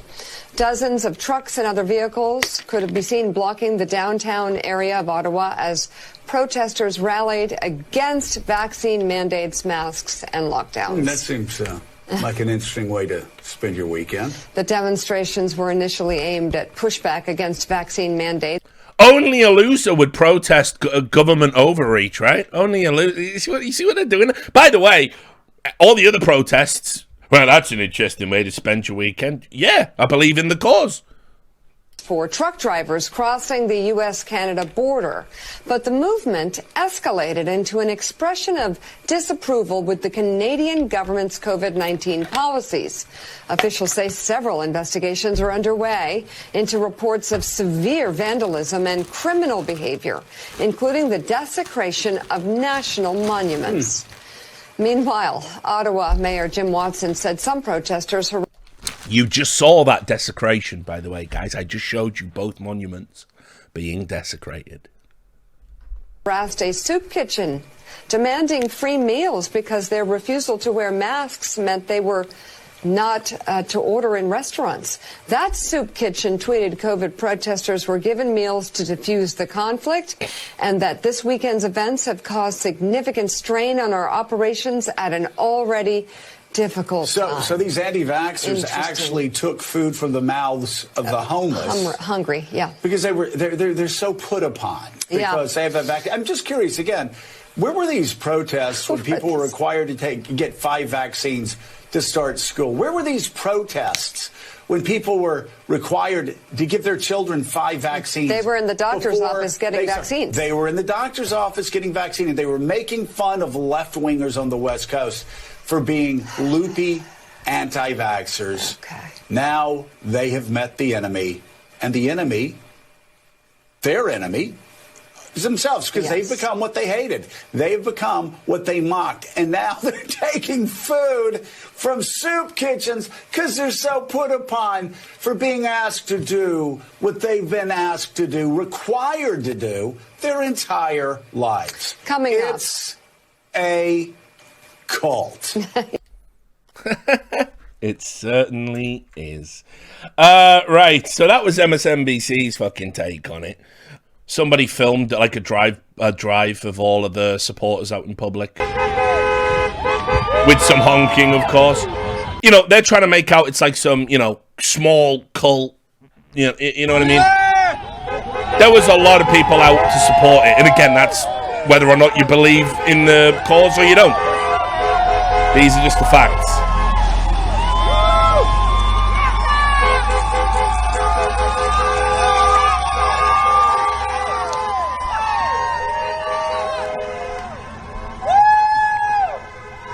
More American media. What else have we got? Oh, yeah. So now, right, we have to change the language around what the protest is, because a protest that is objectively peaceful just isn't scary enough. There's a chap you might have come across on Twitter, another one of the Blue Check Brigade. He is called David Moscrop. He is a columnist. He is a writer of a book called Too Dumb for Democracy that essentially postulates, you know, there are some fundamental problems with democracy.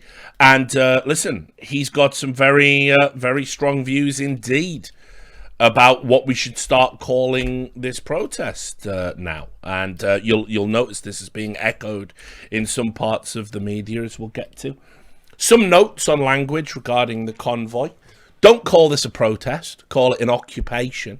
Don't call these people protesters. Call them occupiers. Don't call this peaceful or non-violent. It's not. Don't call them truckers. They don't represent the industry. Okay, so you're like, well, listen, that is an opinion that you are certainly entitled to.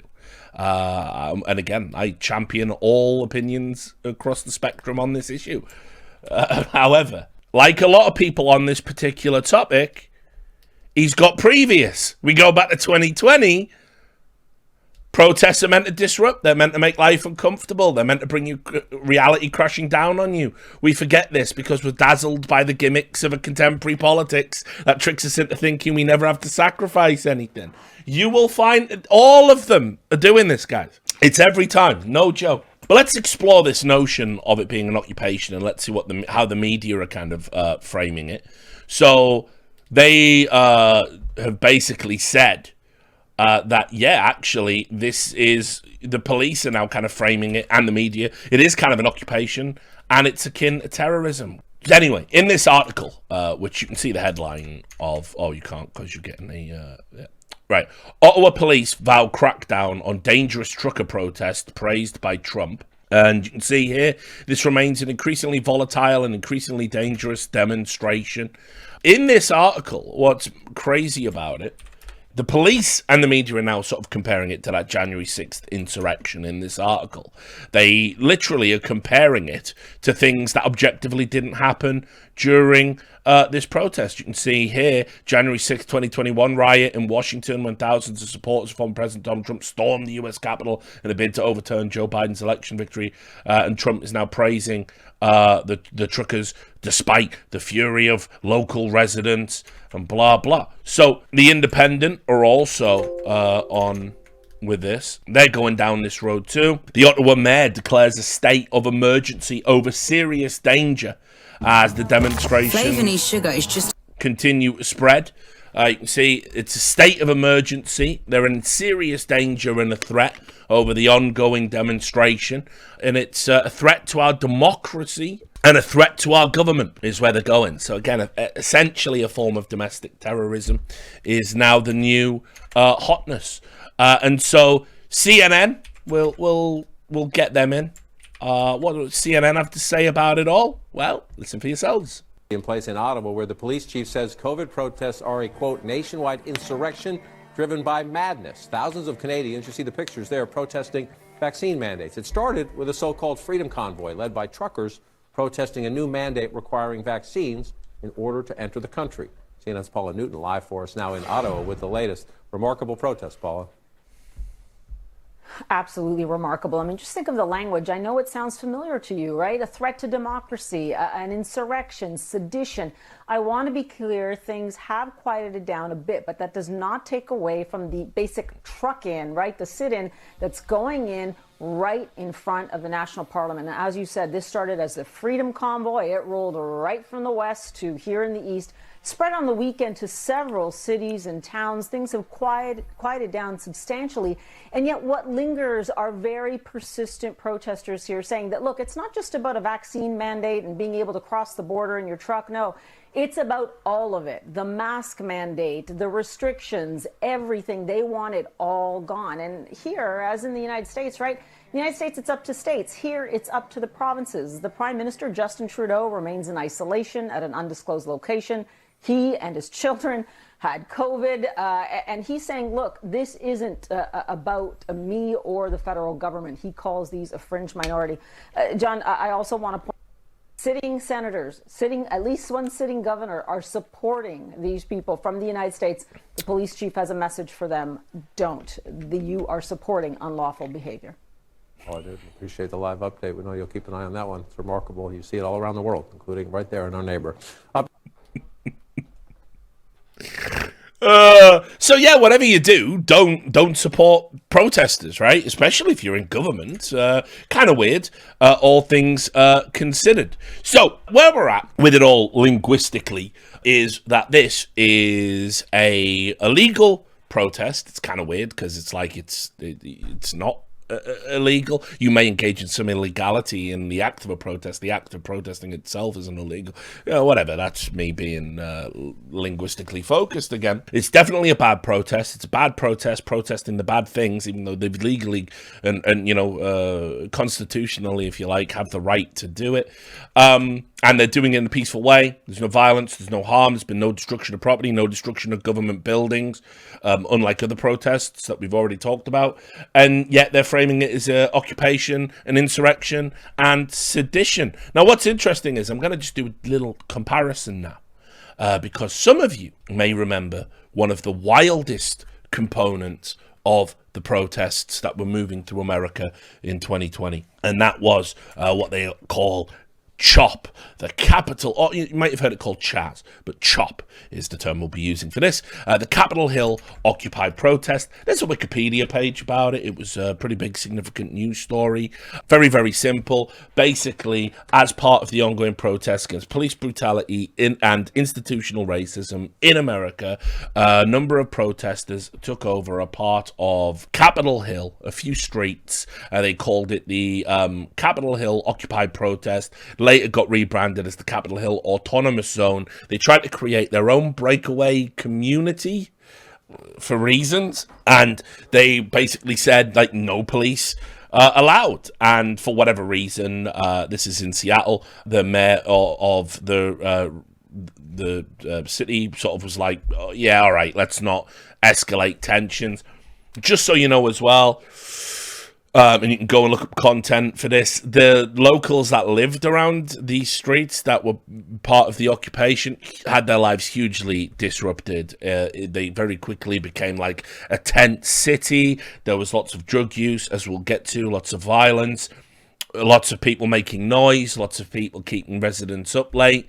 There were some elderly residents that were disproportionately affected because people didn't want to come in to like visit and help them out, family members and stuff, because they didn't feel safe.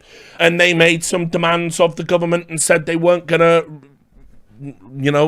leave these streets and give them back until they were met. And that was that. They wanted Seattle to cut the $409 million police budget by 50%, then take that money and fund community programs and services in historically black communities, and ensure that protesters would not be charged with any crimes they committed during the time they were in the Capitol Hill Occupy protest, the Capitol Hill Autonomous Zone. So essentially, they wanted amnesty for any crimes they committed during this time. That was a demand. Now, if you ever need to say, I want to be absolved of any crimes that I commit, you're sort of tacitly saying, we are committing a bunch of crimes over here. But that's fine. I mean, so obviously it gets complicated. Obviously, political prisoners, blah, blah, blah. So anyway, that was what was going on. And look, just to give you an example, and I'll show you something that's pretty staggering.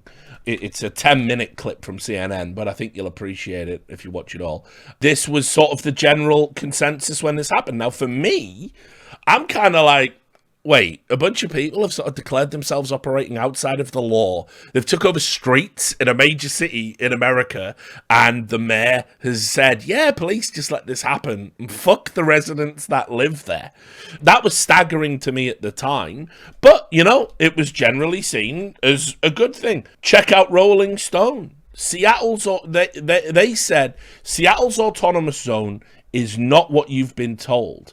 Some call it CHOP, some call it CHAZ. No one knows quite what it is, but one thing is clear: in a block's large swathe of Capitol Hill, a community is taking shape. Right? And they focus almost entirely on the positives here. This was like the wildest bit of coverage, to be fair. I did cherry pick this especially. I could find about this. But Seattle's Capitol Hill neighborhood is the heart of queer Seattle, where last year's Trans Pride Seattle March drew thousands. It's a place battling gentrification, where residents and small business owners feel caught in a stranglehold. I'm sure having their lives and businesses disrupted by this really helped. It's a parking nightmare, where meters operate 14 hours a day, 6 days a week. It's a foodie wonderland where you can devour a late-night Polish sausage or dine on $17 Thai water beetles. It's a nightlife mecca where spirits flow and music throbs. Just about anything you want to find in Seattle, you can find on Capitol Hill, and lately that includes what some call the city's only cop-free zone. For the moment, much of the world seems to be looking at Capitol Hill, or at least the part of it called CHOP or CHAZ, peering into its ever-shifting boundaries. Some see a spark of a movement that can incinerate systemic racism. Acolytes of Fox News detect a raging cauldron of Antifa-led insurrection. But step inside the Jersey barriers that block off numerous streets, and you'll soon realize something else.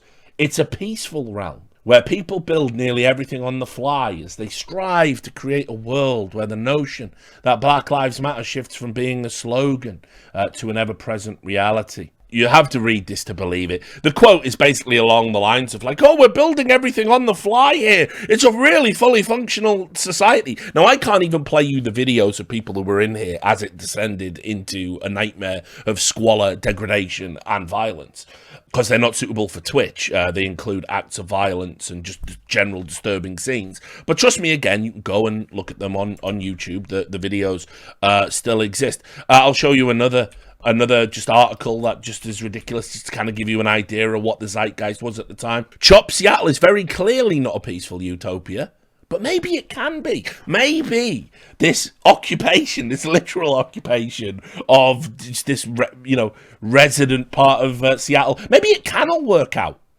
Maybe we can all get along. Says here, CHOP is not a peaceful social justice utopia where Antifa, anarchists, and community organisers can come together for meaningful discussions on policy. It's a cop-free zone of fringe ideologies, well-intended activists, and tourists looking to be part of something that is unfortunately becoming something akin to parody. It's peaceful until it's not, suggesting otherwise is willful ignorance. There was like this general, we can make it work, maybe it can work, and everyone was watching, and you can imagine Fox News were just essentially focusing on all of the bad and saying, look at this, it's a nightmare, it's anarchy in the streets, oh my god, look at this, right?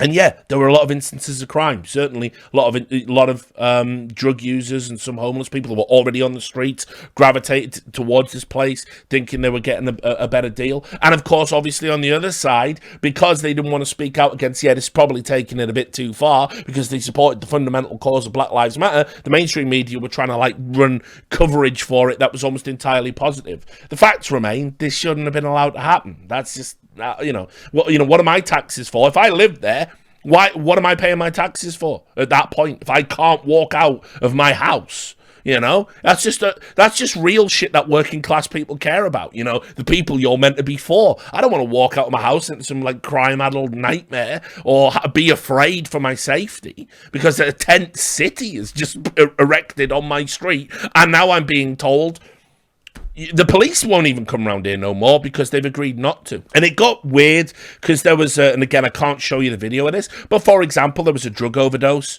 in Chaz, and there's a video of this on the internet, you can go and see if you really want to, and the ambulance couldn't get in.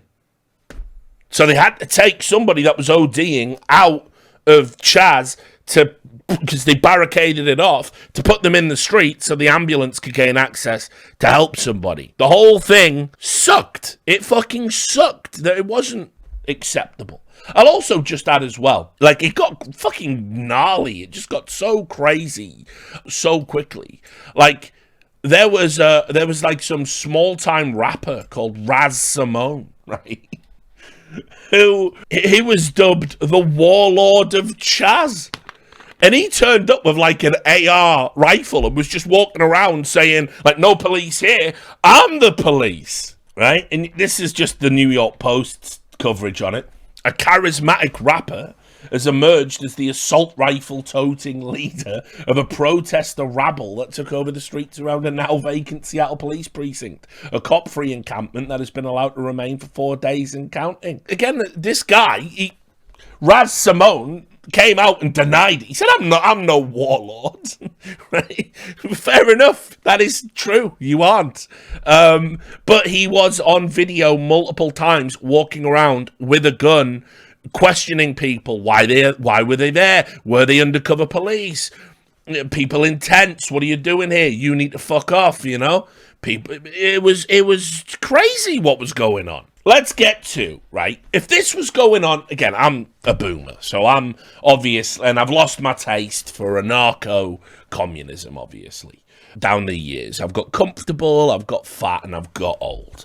But I'm just saying, if I was an elected official, I don't know how I would feel about this happening in one of my cities. I don't know how I'd feel about acquiescing to demands. Police can't go into a part of a city where I have to protect, the people are under my protection. Those people have elected me to represent them. Maybe not on an individual basis, but collectively as a group. And so it seemed to me, what I'm about to play, and I'm going to sit here and watch it all and drink some cold coffee. What I'm about to play is one of the most crazy interviews and ways to play it down. And this was from a public official. This was from the mayor of Seattle. So you might recognize this guy, Chris Cuomo. You might recognize him. Disgraced now, of course. Like everyone at CNN, had some awful skeletons in the closet and was a terrible human being. No longer there, and now is fully wrecking the network from beyond the grave in a series of pending litigation, which has led to Zucker having to quit. The Dwarf King has gone. This is another thing. I'm trying to script out the whole death of CNN. But anyway, let's just get to the interview with the mayor. Here it is. Good to see you, Chris. Glad you're back and healthy. Thank you. Thank you for the... That's a reference to the time he faked having emerged from isolation when, in fact, he got into an altercation publicly with someone when he was on a motorbike because he's a fucking meathead who just wants to fight everybody who masquerades as a journalist. So, yeah, that's what that's a reference to. It's all coming. There is an episode of The Enemy of the People coming for that. Don't you worry. CNN and the rise of the thug journalist. A good word. So I don't have to tell you about the situation on the ground in your city, but in terms of how it looks to the rest of the country and the president teeing it up as basically ineptitude, the inability to control your own streets. Is that fair criticism? Now, just to also add a little bit of a background to this, Trump had said, listen, if you can't handle it, Mayor Jenny Durkan, I'll send in the fucking federales and we'll shut the zone down. And of course, obviously, there's a number of reasons why you don't want to do that. I mean, first of all, optically it's terrible. Second of all, if you start sending in fucking feds to shut shit like this down, something bad's gonna happen because they're not known for their fucking restraint. And no matter how you feel about the occupation, you shouldn't want people to get hurt just for being there. Third, obviously, if Trump is fixing your problems, you're giving him a political win. And four, if the federal government ever has to help you out, regardless of your affiliation as an elected official, it just shows common or garden incompetence. So you have to reject that, but how do you reconcile rejecting federal assistance with not resolving the issue at home? And this is the tightrope she was trying to walk politically, and CNN, of course, were only too happy to give her a platform to say all this insane bullshit you're about to hear. So I know it will shock you that the president is perhaps not giving an accurate or truthful picture. We've got 4 blocks in Seattle that you just saw pictures of that is more like a block party atmosphere. It's not an armed takeover. It's not a military junta. We will make sure that we can restore this, but we have block parties and the like in this part of Seattle all the time. It's known for that. Keep that phrase in your mind, block party, and also remember, by the way, there's footage of MSNBC on the boots on the ground reporting saying, yeah, it's one big block party here, and the protesters behind them are going, don't you call it a fucking block party, this is a revolution, you cunts. They say it on camera. So, I mean, you know, it's absurd. It's absurd, the water they were carrying for this, but whatever. So I think the president, number one, there is no threat right now to the public, and we're taking that very seriously. We're meeting with businesses and residents, but what the president threatened is illegal and unconstitutional. And the fact that he can think he can just tweet that and not have ramifications is just wrong. The counter will be block parties don't take over a municipal building, let alone a police station, and destroy it, basically thumbing their nose at any sense of civic control. Do you believe that you have control of your city and that you would be able to clear those streets? Because you haven't. We do, and the chief of police was in that precinct today with her command staff looking and assessing on operational plans. But we saw that it was a point of conflict night after night between the police department and protesters. And we wanted to de-escalate that. And what we decided was the best way to do that was reopen the streets. And that itself ended up with some ramifications for the precinct to remove anything that was valuable out of that building. But we will make sure that all of Seattle is safe. We take public safety seriously. But the description the president has given is not only wrong, but if it were right, his remedy is wrong. You don't dominate. Remember why we're here. You know, we're here because the nation saw Mr. Floyd murdered, and that lit a match across this country. And we have to acknowledge and know that we have a system that is built on systemic racism, and we have to dismantle that system piece by piece. We have to empower the Black community and communities of color, and we have to invest in their health and their safety and their education and opportunity. Mayor, the other counter by the president and many people on the right will be, well, of course Durkin has a D after her name. She's going to be okay with this because these are her people. These are these left-wing anarchists and radicals, and they're letting them run free on the streets. You barely see any Black or African-American faces on those streets. This is about lefty radicalism run amok in your city, and you seem okay with it. So, Chris, as you know, I was the United States Attorney here in Seattle. So also, by the way, just to explain a little bit about, because I'm a media student, I don't know if I've ever told you guys that, and I sort of have a knowledge about how the media works and the tricks that they do. You even saw it there with his little head there, which is to say, I've got to get in and say something now. Sometimes you do interviews that appear to be hard-hitting. You're asking difficult questions. Almost certainly for an interview of this nature, for a mayor of a city, she is fully aware of all the questions he's going to ask in advance. And it's almost like a sort of what you do is you ask the hard questions the people at home want to know, right? Because they've got the answers and you're giving them the platform to explain away. You'll notice there's no cross-questioning. You'll notice there's no like, oh, well, I don't know about that. Or you don't interject. And you do this. And it's why a lot of political figures will very often seemingly acquiesce to these interviews. So think of this as essentially like, I mean, it is almost no different functionally to a pre-screened press conference, right? But it looks legit, and it looks like he's asking difficult questions, and that's what they want you to think. So there you go. There's a little bit of media student knowledge on you. I know I've blown your mind. And during that time as United States Attorney, we investigated and prosecuted a whole range of bad actors, including militia groups and drug cartels, anarchists and the like. We have our public safety approach in one way. And during this time, a number one priority every American city has is to protect the First Amendment right. Our country was born at a protest. The right to gather, the right to protest, the right to challenge government when it's wrong is our most fundamental constitutional right.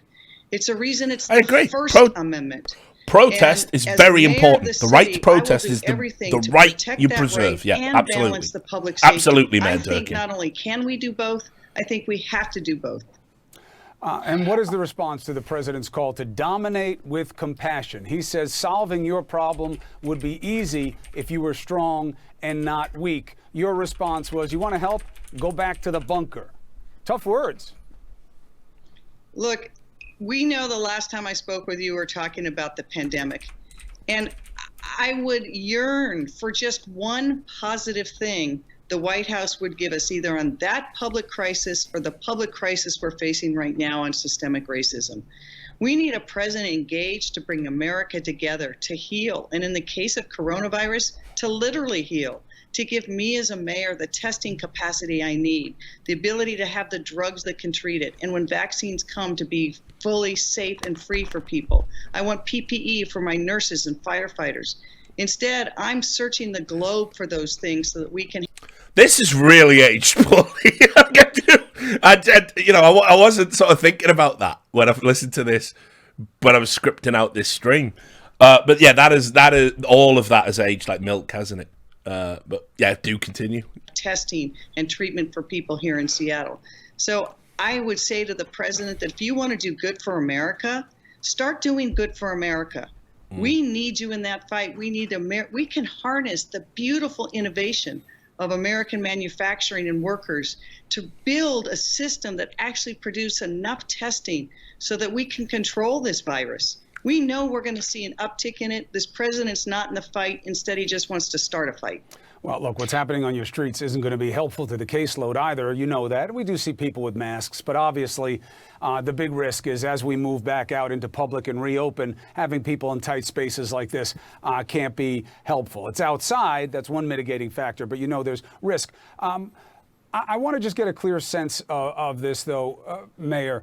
Why do you believe the president chose to talk about domination in the face of what's happening, not just in your city, but in many instances when it comes to what the remedy is for the unrest in the country right now? What do you think this is about for him? I think it shows a complete lack of understanding of why people are in the street. They're in the street fighting a system of domination, and he doesn't understand that.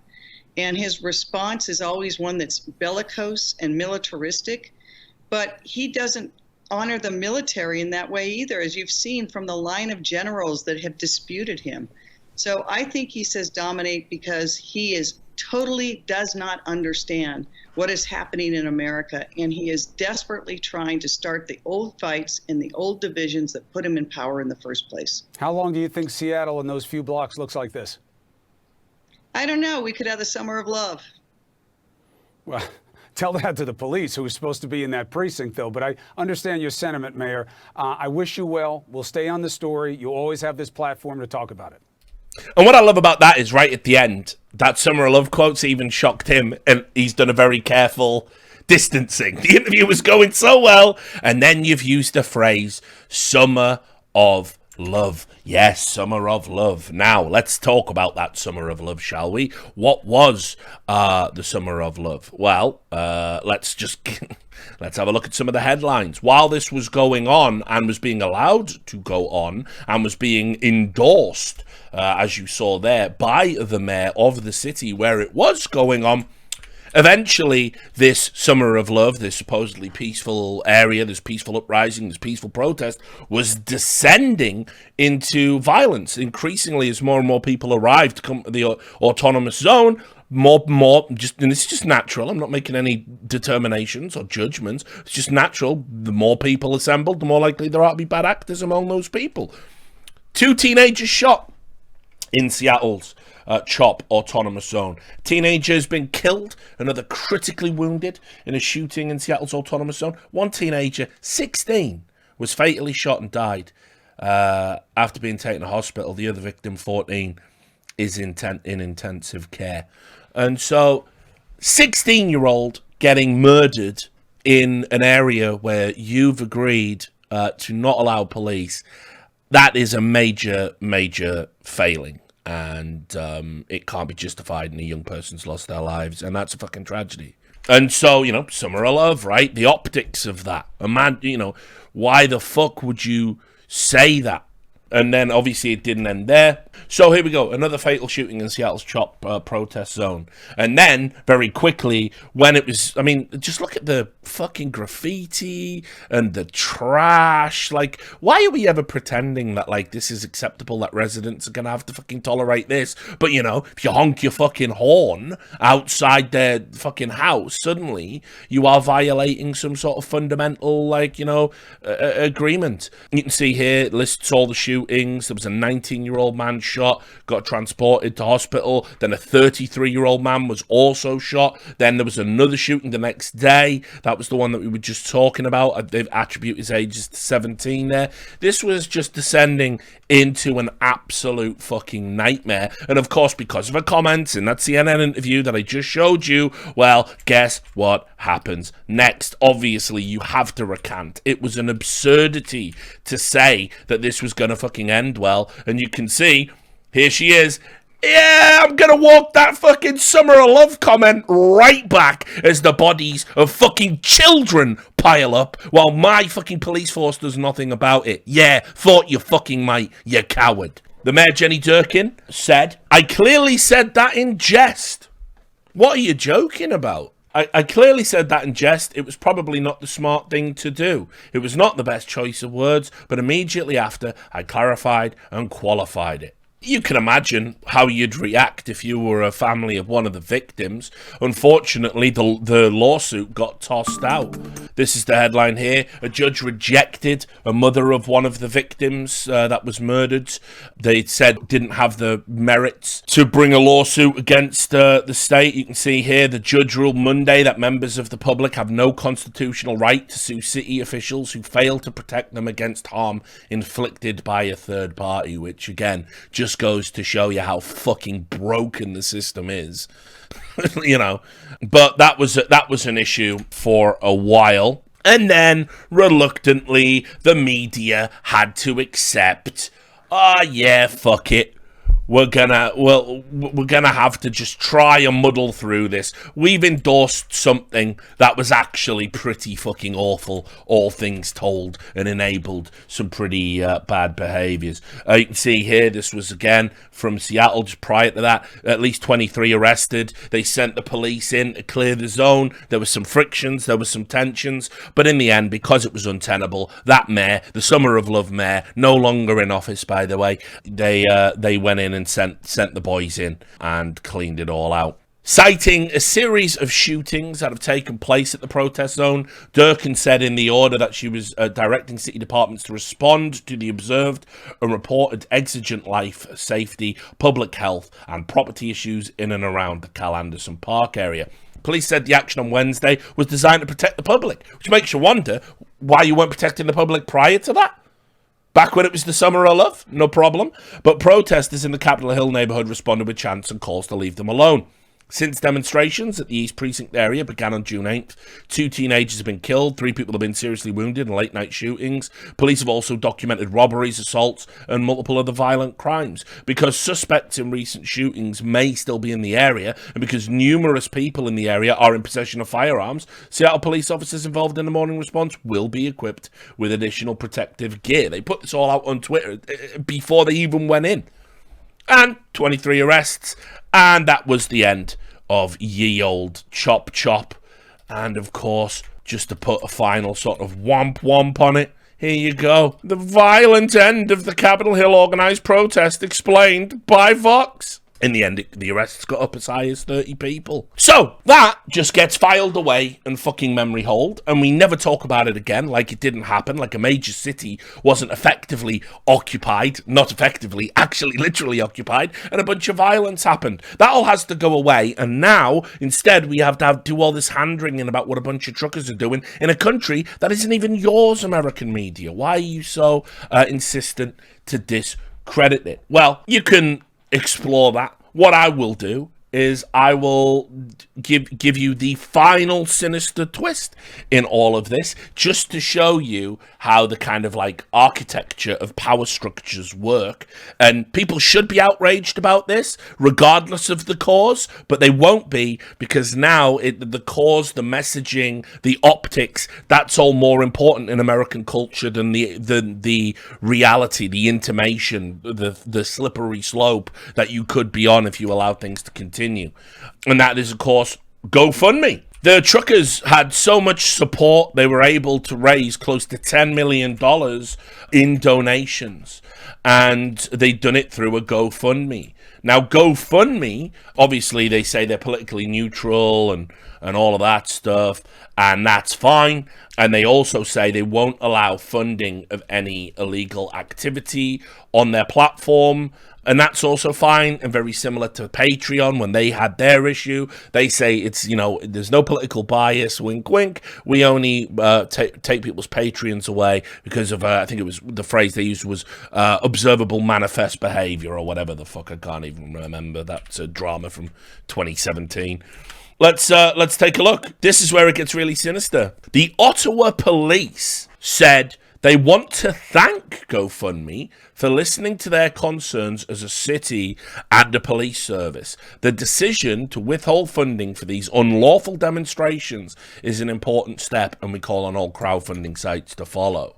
So, in other words, in case you don't know, if you can't put this all together, the fucking feds, the cops, right, called up this fucking politically neutral tech company, said, listen, they got $10 million, they got a $9 million slush fund at this point, because they spent some of it for supplies and everything else. We want you to fucking get rid of that. We want you to make that money go away.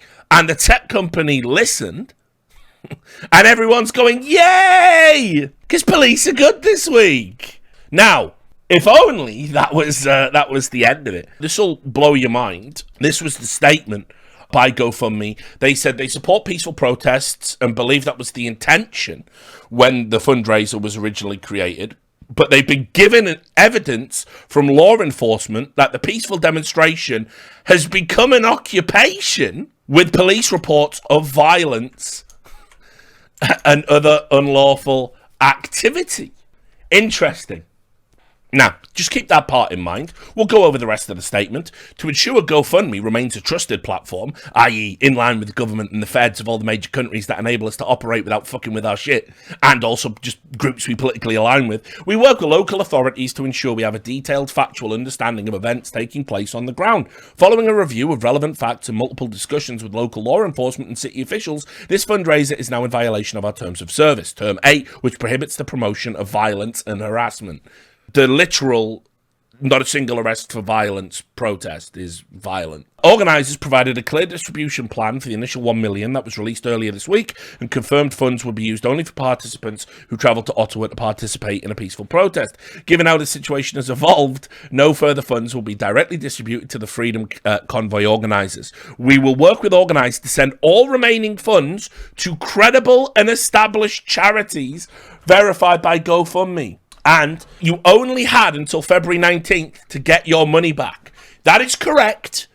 They commandeered the money and were going to give it $9 million of the public's money to charities they approved of.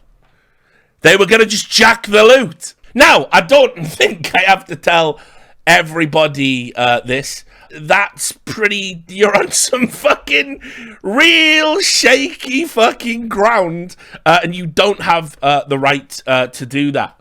Anyway, they have walked that back. I mean, there was no way. Funnily enough, and I don't even know how this is a thing, but let me just show you this.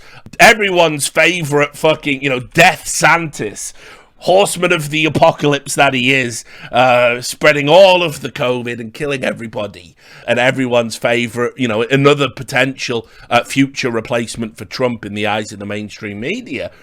He came out and said, listen, if you do that, I will fucking investigate you for fucking fraud, and if you've affected any of my populace, we will absolutely fucking bend you over. And then, of course, this was reported as, it's a manufactured controversy. No, I mean, seriously, you can't just jack fucking $9 million that people gave for one cause and give it to another. Absolutely ridiculous.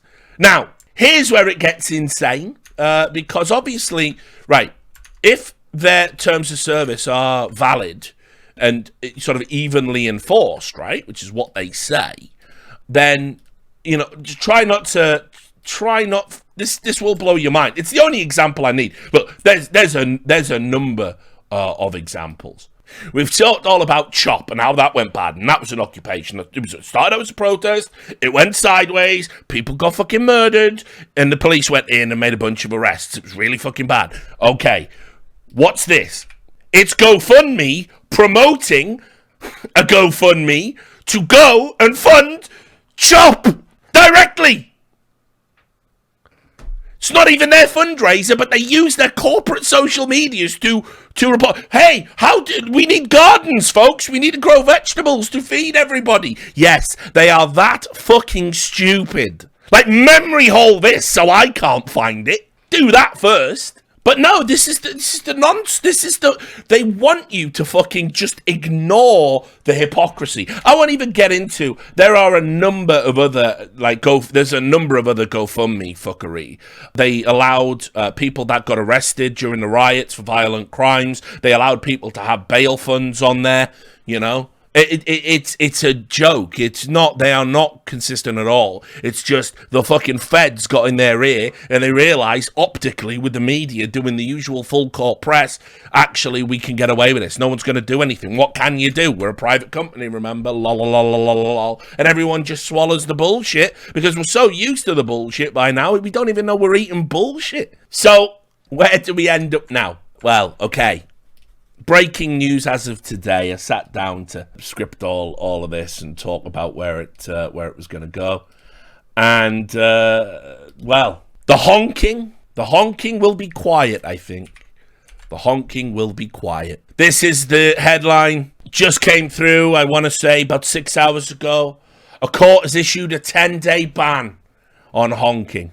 A Canadian judge has issued a 10-day injunction banning protesting truckers from honking their horns in downtown Ottawa. Tooting a horn is not an expression of any great thought I'm aware of, said Justice Hugh McLean of the Ottawa Superior Court. He also said that the ban on honking would not rob demonstrators of their right to protest. A convoy of truckers and other demonstrators protesting Canada's COVID-19 policies entered Ottawa and has been blocking streets and using horns to disturb residents ever since. And there it is. There will be no more honking in Ottawa. Those who honk will be arrested. And there will be much applause. And sleep. There will be sleep. But there you go. I think that pretty much covers everything you need to know about the honking. Now, listen, again, just to sort of bookend it, because I know everyone's in and out and it's a string. Like I say, I don't have any particularly strong feelings about what they're doing. Sort of in general alignment, but not entirely. I'm not really interested in the merits of the protest itself, per se, but absolutely interested in the media and how it approaches coverage, and we need consistency and logical consistency, and we can see that doesn't exist. It is all, when my team does it, it's fine. When the opposite team does it, it's the worst thing ever. I mean, shit, I could get into, just go look at the coverage about the filibuster, filibuster's some Jim Crow relic today, or, but the Dems just used the filibuster 2 weeks ago. Go look at gerrymandering. They've just done a ton of that to help them in the midterms. And it's not gerrymandering, it's a restructuring that better reflects, actually, the distribution of peoples in our fair cities. It's a fucking joke. It is a joke. It's all a joke. It's all theatre. It's all performative. They're politicians. They have no standards. They have no principles. They're journalists. They're bought and paid for puppets if they work at these big corporate outlets. That's the landscape. It's plain as day. I can do this all the time. It's too easy. Not one day goes by without something like this. And as I said, we're currently in this like landscape battle where everyone's trying to take down Joe Rogan for things, and then you go and look at the things they've said and they're worse. By the way, does anyone believe Joe Rogan is a bigger peddler of misinformation than the mainstream media themselves? If you do, I can show how that's completely wrong. So that's where we were at today.